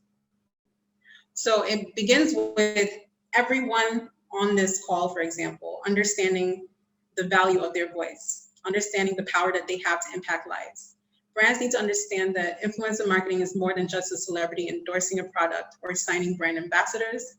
Ripple Influence is about providing value to your campaigns while making an impact and creating visibility with authenticity. Ripple Influence has one main goal: to make content creators more valuable to brands and to make brands value influencer marketing based on the data, because numbers don't lie. So when you think of influencer marketing, think of Ripple Influence. We all have a level of influence that can be used to share authentic stories and help build credibility for the many things we care about. Using technology, we're changing how brands and agencies select and choose influencers for campaigns. We're able to start and predict trends. We're creating value for everyone in the influencer marketing space. So yeah, thank you. If you have any additional questions or you would like to visit our website, you can see additional case studies. You can also sign up if you're interested in being an influencer, or if you're a brand interested in finding influencers, because we're still selecting select campaigns to go through our platform. Thank you. Thank you so much, Therese. Thank you. And yeah, I'm gonna ask, I actually have a couple of questions that I'm gonna like to talk a little bit about humans first, and then I'll come and ask you both some questions. So stay right there, Teresa, I'm going where. Akitoye, please welcome. He's the general manager of humans, I believe, for Africa. And so I'm definitely more about the platform. And as you already heard, you've been referenced earlier by one of our other panelists. So definitely want to hear more about humans. Thank you for being here today. Yeah, thank you so much for having me. Hello, everyone. I hope everyone's doing well. I've been listening for a while now. It's been really interesting and really insightful to hear what everyone has had to say about influencer marketing. And especially because this isn't just like a Nigerian thing. I'm hearing from people all over Africa. So that has been really, really helpful. I've heard from customers, I've heard from other influencers, I've even heard from other platforms like Ripple. Seems like they're doing a great job as well. So, you know, this has been like really, really interesting for me, and it's been a really good use of my time. So to just shed some light about myself, my name is Akitoye Balogun. I'm General Manager for Humans in Nigeria and by extension West Africa. I've been doing this for like a year. So we launched in Nigeria literally before COVID started. So this was like, and so that's when we started like doing some test campaigns in the market. And so far so good. We've done quite a few campaigns in the country, and globally, Humans is in Nigeria, we're in South Africa, we are in Israel, we're in Turkey, we're in Brazil, and we're also in the UK. And one unique thing about us at Humans is that we like to do influencer marketing, we know, there's technology involved, but, there's also the human aspect involved. So it's very important to us that we have local execution wherever we set up and wherever we work, because we know, yes, technology is great, but if you don't have the human insight, so technology can sometimes deceive you. So we always have to verify, and we always have to have good relationships on ground. I'm an influencer myself, a micro influencer. I'm also a musician in Nigeria. I go by the name Ajagota. So that has also helped me working with other influencers in the market, to be able to speak their language and really understand and have context to what people are doing, how much people are paying, and just to be able to relate. Because at the end of the day, we're all human beings, and we're not just working with computers. So I'll start by talking about what Humans is. Humans is an AI platform, a data-driven platform that runs the end-to-end influencer marketing journey. So we go all the way from the discovery and selection of the influencer to the interaction, the contact and campaigns with the influencer, all the way to the instant reporting of the influencers and working with the brands. We typically like to connect, the brands to influencers that match and that love each other. Everybody on this call, if there's, on this conference, if there's anything that we all unanimously agree on, is that we, as brands and influencers, we don't want to work with each other if we don't like each other. So influencers don't want to work with brands that they don't like, and brands don't want to work with influencers that don't have any affinity towards them. So how do we do this? How do we ensure that the brand and influencers are working are correct? How can we do this at scale? Because it's one thing to be able to do it for, say, one brand and like 2 or 3 influencers. One thing to be able to run a campaign for a brand with 600 influencers, like we've been able to do with Zara in South Africa, and that was managed by 3 people. And if we think about it, influencer marketing, if you look at someone's Instagram profile, for instance, right, you can look at the person's picture and you can tell, oh, this is a man or this is a woman. This person is, 20 years old, 30 years old, whatever the case may be. Maybe the person posts a lot of workout videos, or the person posts a lot about food. This person's interested, this influencer is interested in food, and this influencer is interested in like fitness. And you can, by extension, go to that influencer's followers and start to check one by one, what is this person's audience interested in? Because after all, the brands are working with the influencers for their audience, what they can get from their, being able to attract their audience to theirs, match the audiences, right? But to do that at scale to an influencer that has 1 million followers, and to do that at scale to 1,000 influencers at once is pretty much impossible to do with the naked eye, or to do manually. It will take you forever. Influencer marketing already is extremely resource intensive. Now to think of like doing this with like a lot of people and a lot of resources. So with Humans, what we try to do is we look at that profile and we scan it using artificial intelligence. We don't have to rely on data from like Facebook or Instagram or Twitter. We get that data ourselves manually, and we extract the data from profiles, and we also categorize it and put it in a digestible format. So off the bat, you can see each influencer's profile. You can see the influencer's interests. You can see the interest of the influencer's followers, the influencer's audience. You can see the location of the influencer's audience. You can see the hashtags. You can see if the influencers work with competitive brands. For instance, you can have a good idea of influencers that are also like that influencer based on what their audience is like and what they're interested in, what their audience is interested in. They're also their age, and you can see all this without even having to contact the influencer, because typically, if you are doing this without any software, any technology, all you have to do is ask the influencer for screenshots, and then imagine asking 10 influencers for screenshots, and all of them don't match the criteria that you need. Then it can be a really frustrating process.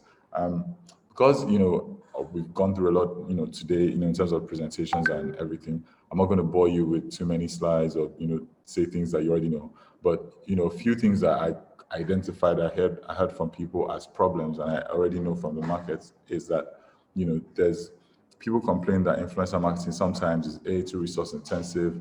It's difficult to identify the real influencers. There's a lot of fraud and there's no clear ROI. These are some of the problems. Hold on, let me just share my screen. I didn't want to, put too many slides, but I think just one or two here and there can be all right. Yeah, I hope everyone can see my screen. Yes, so these are the few things I was talking about. There's fraud issues, there's issues of lack of audience-based plan. There's sometimes they don't have clear ROI, sometimes they can't identify real influencers. And like I said earlier, we focus on true influence and collaboration at scale. And again, the most important thing is anybody can do this for one influencer and one brand, but how can you scale this? How can you do this for 50 influencers or 100 influencers? Again, I spoke about, being loved by content creators, also being loved by marketers, and having that synergy to be able to do that. The steps that we go through as well, we like to identify, then interact and influence. So there's a process of discovering the influencer, managing the campaign, and letting them do that, letting them influence, and then being able to create reports. And I'll show you maybe for a minute or two a demo of kind of how the platform looks like, the interface and things that we have. We also pride ourselves on being data-driven and technology first. We love the fact that we stay transparent throughout the process. You as a brand can always track everything that's being done, and I'll show you like examples of that. And then we know that businesses are interested in the return on their investment, right? So we're not doing campaigns that don't have returns, and we're not showing results. But we always have, for every campaign that you do with humans, we always have KPIs that we follow to the T, and we sort of forecast those KPIs. So before we start a campaign, we say, okay, this is the amount of impressions, engagements. If we have a link, kind of like the amount of clicks or conversions that we expect as a result of all these other things that we're doing, and then we hit that target. So you're not going in blind. You know exactly what you're doing, and you know what you're getting out of it.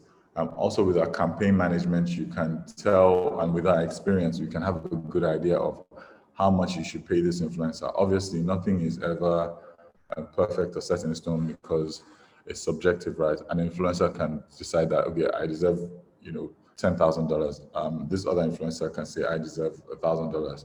But what we can do is, calculate the cost per engagement on the platform and show you that, this is kind of like what we think this should be paid, and vice versa. And that kind of serves as a benchmark and as a guide. Around the world, these are some of the customers that we worked with. I spoke about Sarah, who worked with South Africa. We've worked with Nestle in different parts of the world, including Nigeria. We worked in Unilever around the world, and we're about to work with them in Nigeria. We worked with Standard Bank in South Africa and Stanbic in Nigeria. And a lot of these brands we've worked with in different parts of the globe. And that also helps us because not only are we a platform, we also run campaigns end to end. We also have creative people in the team, and we leverage on ideas from other parts of the world. So say somebody was working on, I don't know, let's say a Nike campaign in the UK. We can leverage on what we did for Adidas in like South Africa and, kind of share notes and compare ideas and see what works and see what doesn't work. And so that, that team, or if we're doing something for Nestle in Nigeria or in Turkey, and we've done something in Nigeria already, we can share that case study and share experience of what works with different Nestle brands and what doesn't work. So that really helps our customers to get a great value for their campaigns and for their money. I already mentioned about the different parts of the world that we're in, South Africa, Turkey, Brazil, the UK, Nigeria, and so on and so forth. So I can show you a little bit about the platform and what it looks like now, if you don't mind, just for a few minutes. So here, this is our discovery platform on humans, and this is a Nigerian interface because it's been filtered to Nigeria.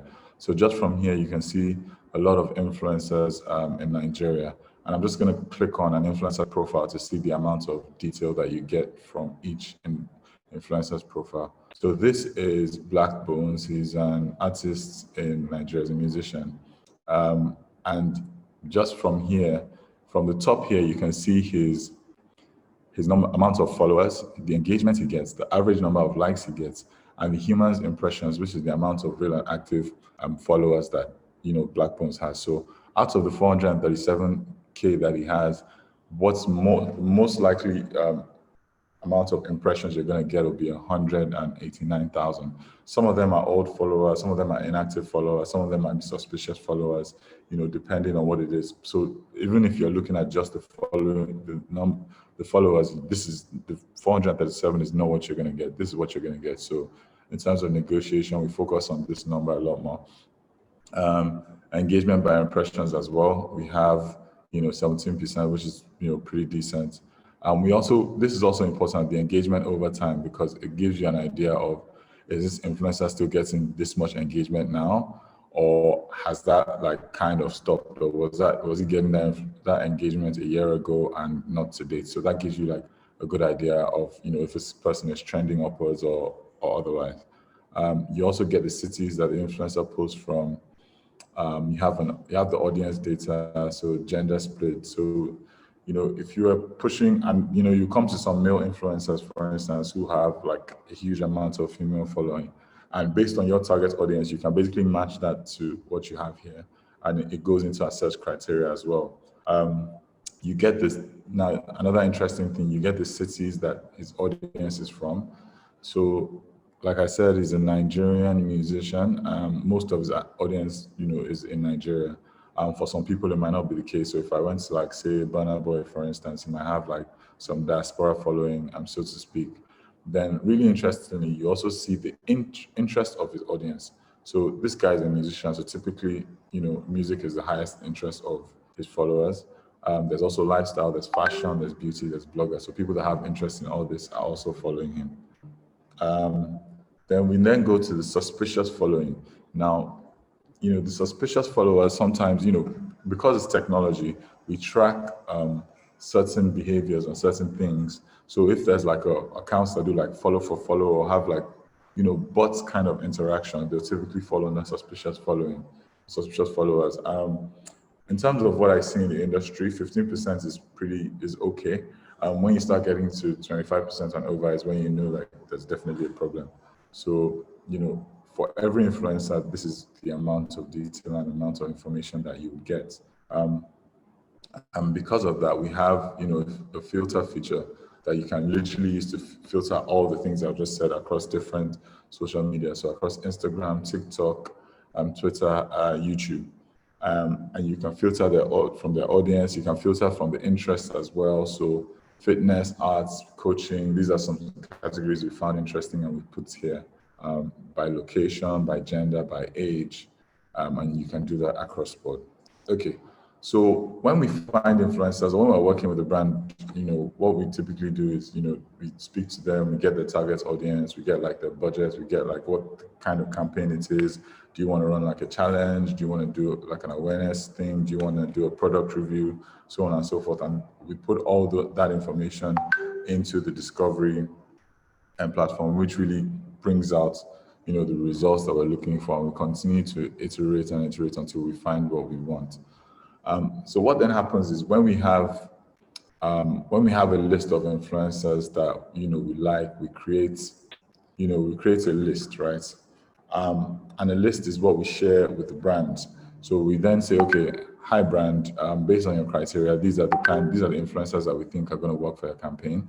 And then at a glance, the brand gets a link. I just click share, and then they get a link. I'm not going to do that because of time, but pretty much they get a link, and then the link looks like this, and then you can click here to approve or disapprove any influencer that you don't like. At a glance, you can tell the amount of engagement that the influencer has on different platforms. So this person has low engagement on Instagram, but high on Twitter and high on TikTok. So you might say, I don't want this guy to do anything on Instagram, but I want this guy to do something on Twitter and TikTok for me. Same with this person, Twitter high, low on. In fact, this is actually a Twitter list. So yeah, it's no one that almost all the people have those engagements on Instagram, but have high to very high engagement on Twitter. And you can just gauge this at a glance. You can open their profile, look at their stats, and then so on and so forth. So at a glance, you have a very good idea of what you're going to get. Again, at the top here, it shows the amount of impressions you're likely to get, the amount of impressions you're likely to get, the number of followers you're getting in total, estimated budgets, sometimes if we have all the budgets correct and if we've used them before, that information will also be there. So yeah, when we go through this process and we go back and forth and the brand says, oh, I want this influencer, I don't want this influencer, we can even add influencers to it. We then vet to get an approved list. And the next thing we do is then create a campaign. And typically, like, let me open a campaign that has been done already. Yeah, so typically, with a campaign, what it is with humans, we have an app for the influencers as well, where they can go and bid on different campaigns as they see fit. So once we launch a campaign, we put it on the app. If we don't have enough influencers or we haven't found enough influencers, and people can go and bid and put whatever the prices that they want, and then we can check their engagement, and then we can approve them or disapprove. So this particular campaign, I think, had 23 bids that were not approved. But yeah, it goes on and on and on, and then we find influencers that match. Off the bat, we can share the brief with them. We can share a mood board. We can share like payment details, how you want to be paid, how they're going to be paid, how much it is. Questions as well for the influencers. Is there going to be any products given out? Yes or no? The task we want them to do. So how many posts do we want them to post? On what platform do we want them to post? Is it Instagram story, Instagram post, is it Twitter, and so on and so forth. Whatever do's and don'ts that that we may have, so that the influencers can see that immediately. So these are some of the things that we try to do with the campaign on the campaign management side of things. Like I said, the influencers can also go bid for the campaigns, and then if you had the app, you can see, okay, this is approved, this is not approved, and so on and so forth. The content that is also handed in by the influencers gets submitted via the app, and that can be seen by the brands from the back end, or can be shared with them via a link. And then what also happens is that there's the live reports that's created. So on this campaign, for instance, you would see the amount of engagements and amount of impressions that were hit. We always set a target, like I said. There was no link or no conversion, no physical, no digital conversions, but if there were, you would have like the amount of clicks here. Then you have the amount of posts and everything. So at a glance, you can tell, one, the amount of impressions, the amount of qualified impressions, the amount of engagement, the amount of qualified engagement. So qualified impressions and qualified engagements is the amount of impressions and engagements that go to the target audience that you set. So out of the 900,000 impressions, about maybe 50% went to the target audience that it was intended to go. And for the engagement, these are also the stats. You also see, in terms of the impressions, who saw this content versus the engagements, who engaged with this content. The age groups, the countries, the cities, and then you can also see the top posts as well. How did the post do? At a glance, you can see all that information. You have a list of all the influencers who did the best for me, who got the most likes, so on and so forth. I can tell you, wow, I'm like, my brain is overloaded, but I'm excited too, because I'm someone who works with a lot of brands. And yeah. Oh, no, that was great. I mean, like, yeah, this is like, wow. I mean, as we started out this whole conversation, we talked about some of the challenges that we have, and it looks like they can all be totally eliminated through technology. Therese talked about the Ripple, which is right here in Ghana, and humans, we already see agencies who are utilizing this. So a few people have asked if they could be connected with the platforms, and if we can share you guys' information, which we will definitely do that, share the tools, and then, you know, you can let us know like the rates. I don't know, I'm sure there's some subscription or something, you know, but we can get all that. I think this is really going to transform the industry. I mean, Therese referenced that as well. It's going to be through technology that it's advanced. And right now, it's almost like the wild, wild west. I know that's like how it is, operates in Ghana, and I'm sure many other African countries. But this is going to put some structure in, take care of any like issues with payments. You know, so this is just like, really exciting. And I'm sure we'll be forwarding some contacts to both of you guys.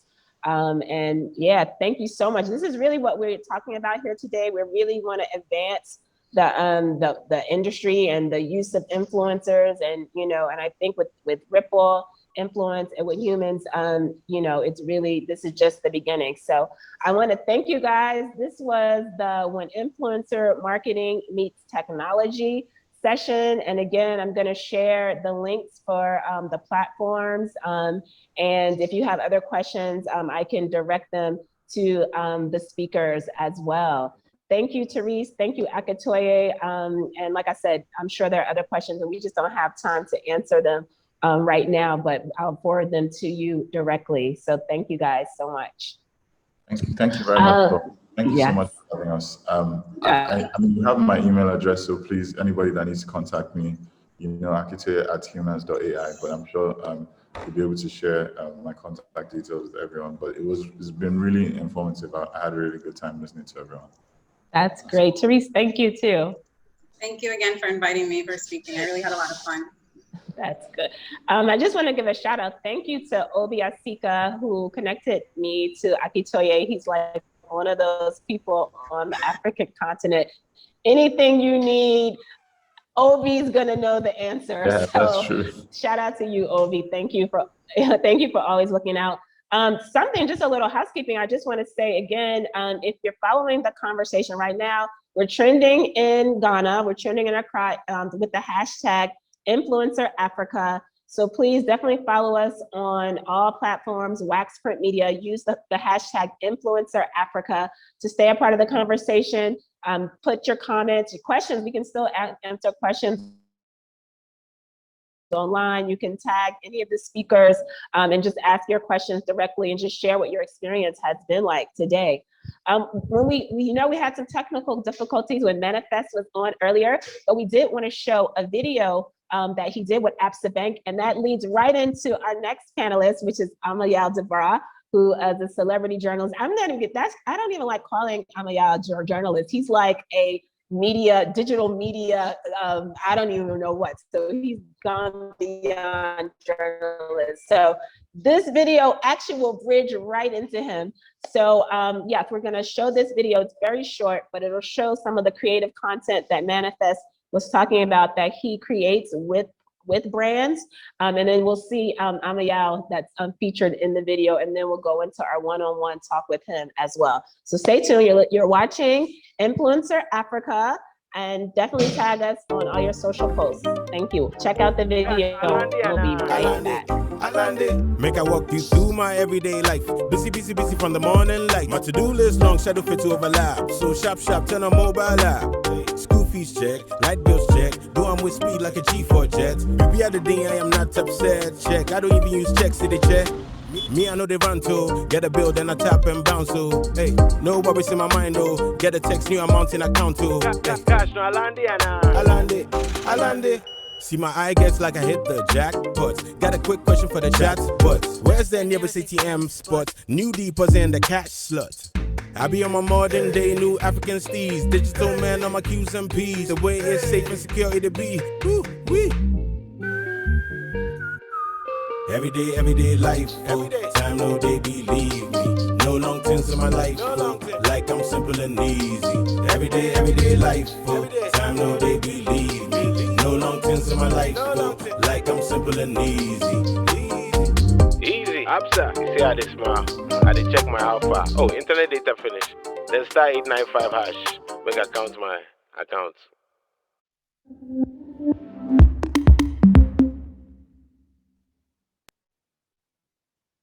So yes, that was one of the videos, creative content that Manifest and his team did with ABSA Bank.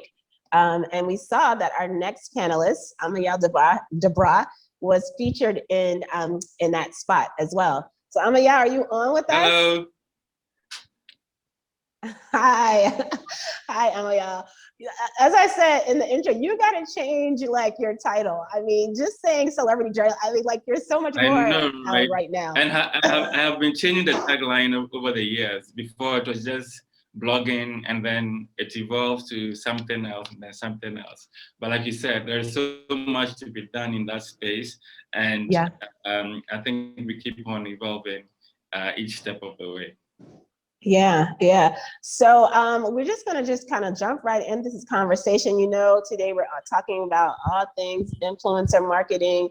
I think you're kind of rare though, because you are a journalist, but then you're also like, you know, one of Ghana's top influencers at the same time. We see you featured in this bank ad with like one of the top musicians, a top TV show personality, and then there's you, this journalist guy. So talk about what has that transition been like from just becoming from blogger, writer to, you know, now you're like a full-fledged influencer.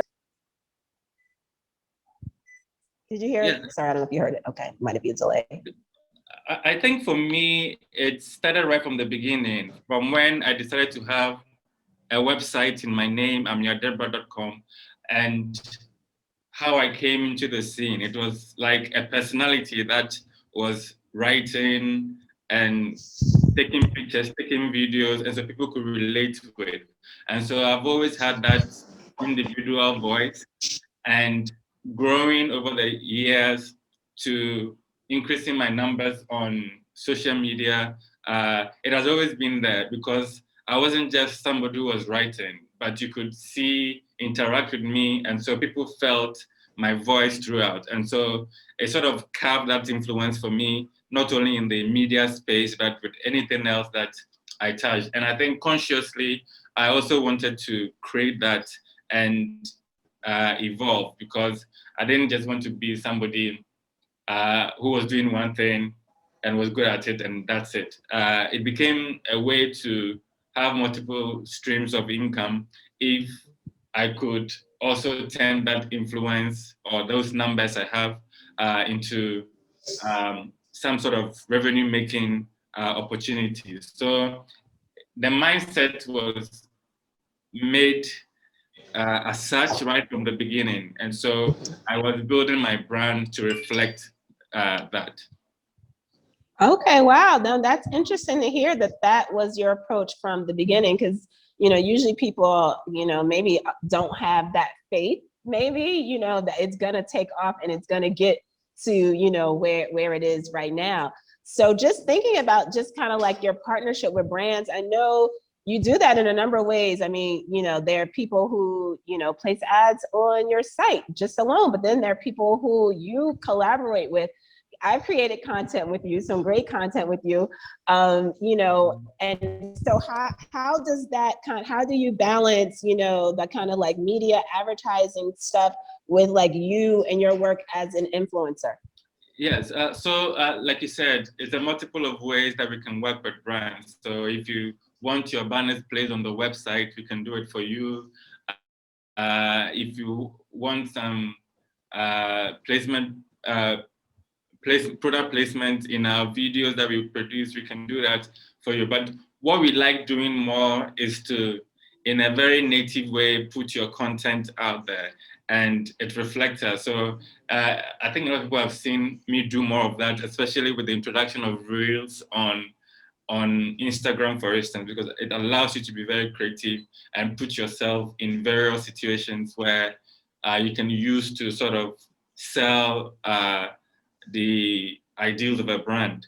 So I prefer the ones that allow me to put myself into the marketing of the brand, and it gives you more room to be creative, and it makes it a little bit more believable to your audience, because you're using content as a way to sort of advertise for the brand.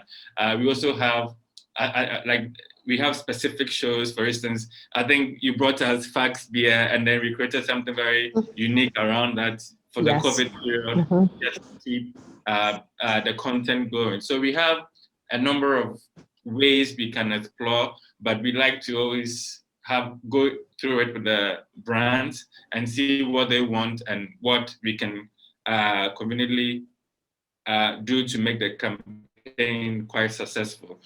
Because sometimes you don't get brands that are very flexible. Some of them just want to push everything to you the way they want it. And sometimes it doesn't always become a very successful campaign because it's quite rigid and not allowing you to sort of put yourself in the way you think the audience will relate to it. Okay. Well, talk to me about some of the brands that you work with, some that you enjoyed, like, which were some of the brands that you were allowed to be super creative with, and then just some of the brands that you have worked with as an influencer. So I'm always grateful for Malta Guinness, Samsung, because they were the first sort of brands in my early stages that gave me a chance, because here was this guy who was buzzing on the online media space, and they actually took a step to sort of do something with me as an influencer or a brand ambassador at that early stage. So I'm always grateful for that, because I believe a lot of doors were opened for me through those early engagements. And when it comes to brands that I've enjoyed, I don't want to make anybody jealous, but okay. In general, anybody that allows me to, let me just use an example of something I recently did. For instance, it's a shipping company, and they're trying to make it easy for you to be able to shop in America, use Amazon or whatever, and then they deliver it to you right here. And I put my spin on it. It was very real because I bought some products and then had those products shipped to me. And when the feedback was getting to him, he was so happy because people really were met at their point of need and really wanted to use the service. And so he was receiving a lot of requests, and he came back to me happy because before getting to me, I had given him my plans, and he was not so, because he had worked with some other people, he wasn't so sure. And to do the first video for him, and he now calls and he's so happy about it, it also made me know that I had done something good for his business. So there are lots of examples, but once the client is happy, and it also sort of ripples up, and I'm very happy because I've not just received money or whatever, but I've given results. Yeah. I want to just say that, as you see, that particular client, he had worked with other people and then he came to you. One thing that is important for influencers that you do all the time is you take it very, very seriously. You deliver on the things that you agree on. And it sounds like a simple thing, but that is what, gives you longevity in the business and makes people refer you. This is so business to you that I appreciate that as somebody working on the brand and agency side, because I know when I talk to you and we work on something, you're going to do exactly what you say you're going to do. And that's really important. I think definitely for our influencers listening, if you want to get into this game, please do what you say you're going to do. Absolutely, I agree. Yes, so good. Well, we're not going to keep you away from your digital media empire for long. I'm so excited that you were here. Thank you so much. We work so much with you on Muhammida TV, and we're going to definitely continue to do that. I'm glad you brought your voice and just, kind of like showed how you had your vision of where you wanted to take your brand, and you are there, and I'm sure you have a lot more to go. So thank you so much for joining us today at Influencer Africa. On a very successful event as well. WaxPrint Media, you rock. Thank you. Thank you so much, Amael. All So right. thanks everyone for tuning in. Bye-bye, have a great day. Thank you everyone for joining again. Make sure you're following us on social media at WaxPrint Media. We're using the hashtag Influencer Africa. As I mentioned today, we are trending. So that means people are joining in this conversation. It's something that, you know, people have a lot of questions about. They don't know where to get the answers. I'm getting answers here today as well. I'm very excited. I'm excited about all the guests, though. I know I'm saying that, but every single guest and every single viewpoint and insight is really informative. Our next guest is probably just one of the biggest stars in West Africa, and definitely one of the biggest influencers in Ghana. And she's across media. She does TV, radio. She's an actress. She's a producer. She's a philanthropist, you know, and just, you know, all around Renaissance woman, we'll say. So I'm going to welcome Ms. Jocelyn Dumas to Influencer Africa. All right, just quickly, we want to just kind of let you guys see some of the projects that Jocelyn has done as a brand ambassador, as an influencer. We can just quickly go through, and then when she gets on, we want to just have her talk about some of these partnerships. So, okay, I think she's muted. Yeah. Okay, this is Samsung, I believe, Jocelyn. Oh, great. Hi, Jocelyn. Welcome to Influencer Africa. Thanks for having me. Hi. Yes, yes. We put together this little presentation of some of your brand ambassador influencer projects. Sure. Yeah, so this is your Samsung ad campaign. Yeah. What next? Okay, Standard Chartered. But I just want you guys to understand the level of what she's doing and the type of brands that she's working with. Standard Chartered Bank. Okay, this is Jaguar. We work together on Jaguar. This is Gandor Cosmetics. And I think, is that okay? Oh, and this is Jabber Mangana. And I think there are other ones that you've done, and I know you do some philanthropy work as well. But we just wanted to kind of show visually, you know, some of these projects. And then, so talk to us, like, how do brands go about approaching? Do you know sometimes that you're even on their radar, on their list? How does it work? You know, thank you so much for having me, and really, like, kudos to you guys for this particular program, because I've had people sort of ask me in my DM, and every time I go somewhere, you know, all these young influencers asking me how I do it and how I've positioned myself. So this is a great platform. So to answer your question, I don't know, like, sometimes you don't know. When you're just being yourself, you don't know who's watching. So I always like to stay true and authentically me. And I think that is what has attracted some of these brands to I guess, my brand. But I think for me, I've always been that, there's a fun side to me, which I'm yet to explore, but I've always been quite particular and careful when it comes to my social media platforms, because one, I'm a mother. I feel like my daughter is looking up to me, her friends are looking up to me. And as much as I don't like using that word, you by default become a role model when you are seen in certain, certain places. So I guess, you know, I always tell people that when you're just being authentically you and you're staying true to yourself and to your brand, you never know who's watching. The right brands will align with you when the time comes. Yeah. Has there ever been a time with, like, you know, say a product that you use or something, and you're like, why am I buying this? I should be, like, representing this brand. Have you ever kind of were proactive about reaching out to a brand and representing them?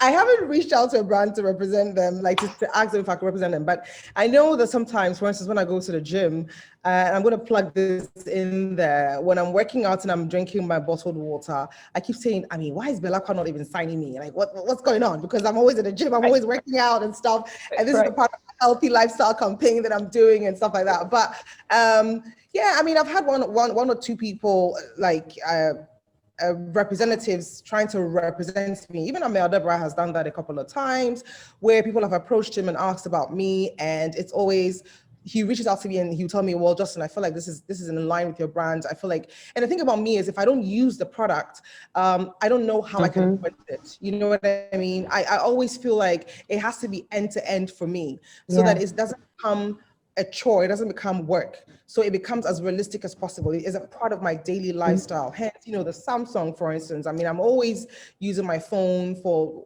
different things, you know, if it's to take pictures with my daughter, if it's to write my to-do list, and a few other things that I do on my phone, check my emails and stuff like that. Samsung is a part of my life. You know, I'm quite busy. I've been on set all week. So again, if I have to do my online banking and all that good stuff, I just go on SC Mobile and I do it. So I think for me, it's not part of my life. I find it very difficult for me to sort of influence it, because I want it to be authentic and I want it to be in line to what I believe in. Because I've had people approach me for different products and I'm like, well, I don't, it's great. It's a great product, but I don't really buy into that school. So I'm sorry, but I've actually had to turn down one or two influencer jobs. Yeah, okay. One thing I think I see that influencers sometimes are making an impact and like they don't even know what the impact is because they're not getting the sort of analytics that the brand has that I feel that is important, right? Because I remember I saw you, I saw the general manager, the past general manager of Alliance Motors, and he was like, we sold more Jaguar XFs in Ghana than any other country in Africa. And I was like, what? I was like, I wonder if Jocelyn knows that, because that should be like in your influencer profile, you know. Yeah, I remember we had that conversation. I remember we did. But then it's a good thing you're doing this, to be honest with you, because I feel like we have a long way to go, as much as we're understanding the whole influencer side of things, where even social media is concerned. I feel like there's a lot more we can learn as a country. I've listened in on a few of the panelist discussions, and I realized that Nigeria, when it comes to Nigeria, they quite have a structure going, and that's something that we can also learn from them, even as Ghanaians. You know, again, we always say their market is bigger than ours, but that's, for me, I feel like no matter how small, and I remember I heard one of the influencers talking, I mean, one of the panelists saying that even if you have 1,000 followers and you are able to influence 200 people, 300 people, that is something. You know, you don't have to have millions, you don't have to have thousands. You can have like just a couple, and if you're doing the job well and you're able to influence, the thing is, you're able to translate what you're doing for the brand into sales, then obviously you're doing something. So yeah, I think that, that being said, I know we had that conversation, and the same happened even with the Range Rover Evoque as well. And then obviously with Jaguar. But I think that this is something that we need to sit down, even as influencers and even as their brands, and sit down and sort of say, okay, so let me know how I did. Let me know where I can do better, even when you're still in the influencing contract. That's something I do. Even with Samsung, I'm always like, okay, guys. I mean, sometimes I even go above and beyond. They don't ask me to do certain things, but because it's a holistic approach, like it's a part of my lifestyle. It's so easy for me to take a selfie and say, taking on an S21, because that's what I'm actually really using, you know? So I think for me, it's always good to always, as an influencer, sit down with the brand that you're working with and say, okay, guys, what's happening? How far is this? As much as the truth hurts, maybe at the time you might say, okay, maybe I'm not doing so well. What can I do differently? How do I create this content differently? How do you come in as a brand to help me create this content differently to actually maximize this synergy or this relationship we have? You know, so I think that's something that we definitely need to work on in these parts. Yeah, no, it's definitely true. And that was one of the reasons why we wanted to even have this sort of forum.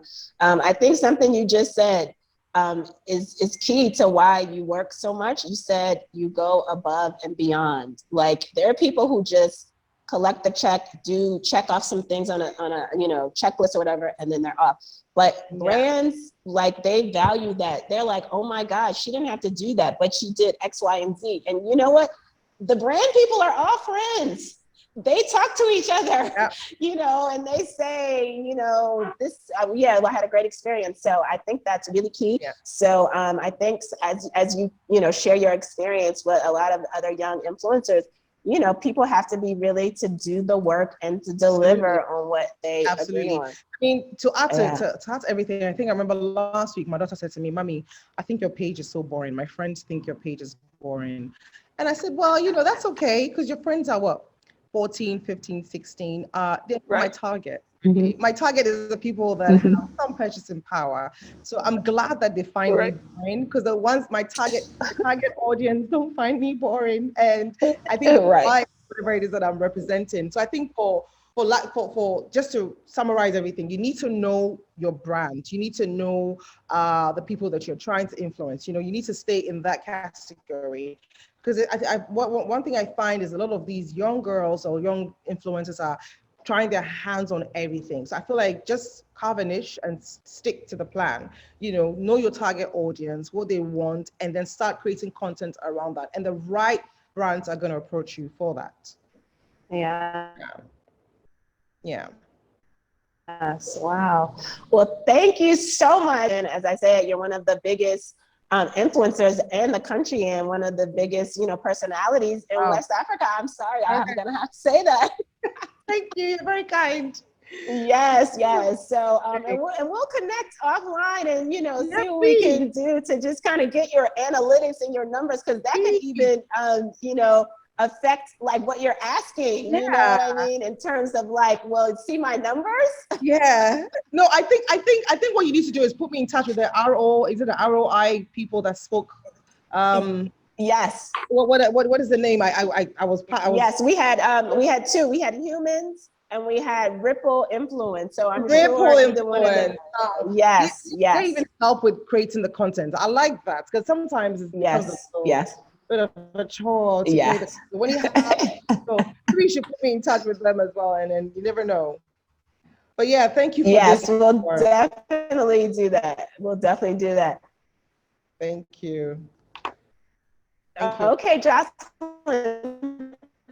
Thank you so much, and we hope to connect with you soon. We'll be following all of your works as well. Thank you. All right. Okay, take care. Have a great day. Okay, bye. Okay, bye. Okay, we are, yes. Okay, all right. Yet we are a few minutes past schedule, but not too much. We have our last guest speaker for the day is someone who I've worked so much with over the years and throughout my career, Nikita Newell Hall. She's one of the pioneers, I'm gonna say. I mean, I'm not even just saying that. She's one of the pioneers in entertainment marketing and influencer marketing. We've worked together at so many places and continue to work together. We actually host a podcast called The Soul Chronicles, which we talk about our experience working in entertainment and the sneaker industry. So please let me welcome Nikita Newell Hall to the Influencer Africa platform.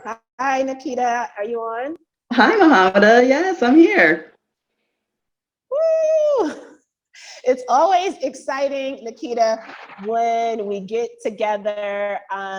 We don't have too much time. Sorry, I don't want to, you know, have you, because you have a lot to talk about. But I mean, a couple things. I want you to kind of just like, you know, talk about, you know, some of the things that you initiated in influencer entertainment marketing, and then we can talk about a few things where it's going quickly before we end. So yeah, just talk about some of those first things, some of that, like, you know, at Nike, you were working with like, when Ludacris was still a DJ, like, you know, you set up that little influencer project. Talk about that, talk about the celebrity, the backstage creations. Let's talk about some of those things that, you know, was like 20 years ago. And, you know, some people are still just catching up now. Yeah, so thanks so much for having me on this panel. It's really great to hear what's going on around the world in terms of influencer marketing. So about 20 years ago, I was at Nike, and my role there was to work directly with celebrities. So these are A-list name, household name celebrities that people know and have heard of, and to really integrate our brand with them in their life and their lifestyle. What I started to notice was that it was becoming increasingly difficult to cultivate those relationships because of the amount of money, quite frankly, that they were demanding. And rightfully so, because again, they had the brand equity in their name just as much as the Nike name had its own brand equity. And so there should be some parity there when it comes to sharing the monetary resources. So for me, it was just very important to think more innovatively about how I could continue to drive the brand forward using personalities. And so I created an influencer program. I'd never heard of an influencer program before. And we would go into several cities throughout America, just targeting who were those people that were on the cusp, right about to break, that we could align our brand with, and they had a certain amount of influence. So in Atlanta, yeah, you're right, Ludacris, and also Lala Anthony. I don't know if people are familiar with her. People know Lala. People know Lala. Okay, yeah. So they were radio DJs in Atlanta, as an example, and I just knew that they had something incredible and something special. And again, I'd spent time in the marketplace to really have my finger on the pulse of what was bubbling in these major markets. And so we aligned the brand, Nike brand, with them at a very early stage and really created a program that was based on authenticity, which I heard a lot on this platform today. And that was based on knowing what would bring value to that influencer. You know, I sit sort of at the intersection of brand and talent. So my training and my background is on the brand side, whether it's Nike or T-Mobile or Viacom, HBO, but also on the talent side, because we do have relationships with these A-list celebrities. And so I'm always trying to mitigate the two, figure out what's going to work best for both. And at Nike, I was always really challenging the brand to create something very special for our influencer base and our influencers, so that they would, to your point, want to be emotionally branded and connected to the brand, that they would do more, and that they would get their audience to really support the brand, again, in these very authentic ways. And so we did that all across the country. And one really unique thing that came out of this, and the way I knew that influencer marketing was the absolute way of the future, is that I decided to target Nike products that weren't doing well. So everybody knows Brand Jordan. Everybody knows Air Force One, the Dunk, Air Max 95, like no brainers. But I would work with departments on products that were slow moving, products that we had put a lot of innovation and money into, but that just weren't connecting with the market. And products that even had, let's say, a different design aesthetic than what was already in the market, right? So I would place those products with our influencers and then see what happens. No matter what product it was that I put into the marketplace through this program, it took off. So that told me that there was a value in influencers connecting with them, building authentic relationships with them, and then making sure that they were getting as much out of the relationship with the brand as we were getting out of them. So I'll pause right there to see if there's any feedback on that, and then I can talk about the gifting suites if you want.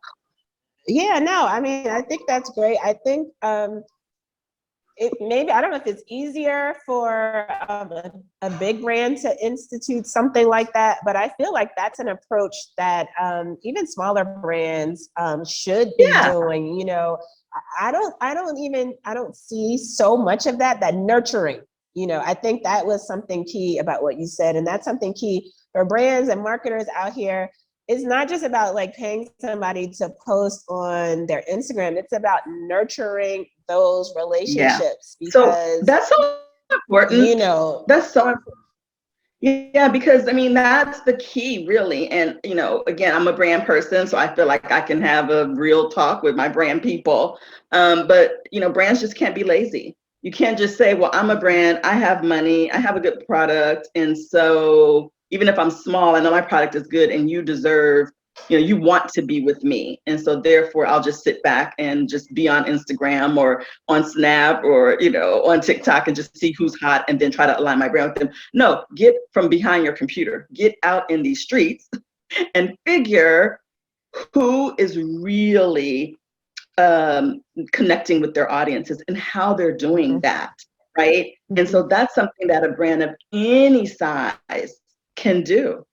And really make a difference with the types of influencers that they can afford to engage on their level. So that was one of the keys for us too, is that we were truly ingrained. So that means we knew managers, we knew publicists, right? We weren't just thinking about the end game, like let's put a celebrity face on our product and that's it. We were also challenging ourselves to go deeper. And so any brand can do that at any size. Yeah. Yeah. And I think something that's important for a person at a brand or marketing or a business is to really be intuitive to influencers, who they are, where they're going, right? I think we talked about, projects that we worked on at the beginning of some of these artists' careers that we took a chance on. And here they are, like, some of them 10 million sales later, or 5-6 Grammys later. You have to have that intuition as a marketer, as an agency, as a brand, to understand who is really hot and not just who has a lot of numbers. We didn't really talk about that today, but I feel like that is really, really key as well. Yeah, I do think there's an art and science to marketing and to influencer marketing and to celebrity engagement. It's not always about, as a marketer, what I like, right? I'm not just always aligning with, oh, I like that artist, or, oh, I like that actress. It's about my audience and what I know is going to connect to my consumer. And so, yeah, you're absolutely right. Again, in order to do that, I have to be doing my homework. I have to eat, breathe, sleep, drink this culture and this sort of influencer ecosystem. And what that means is knowing very early on and having that intuition. So that intuition is going to be built by you doing the work, right?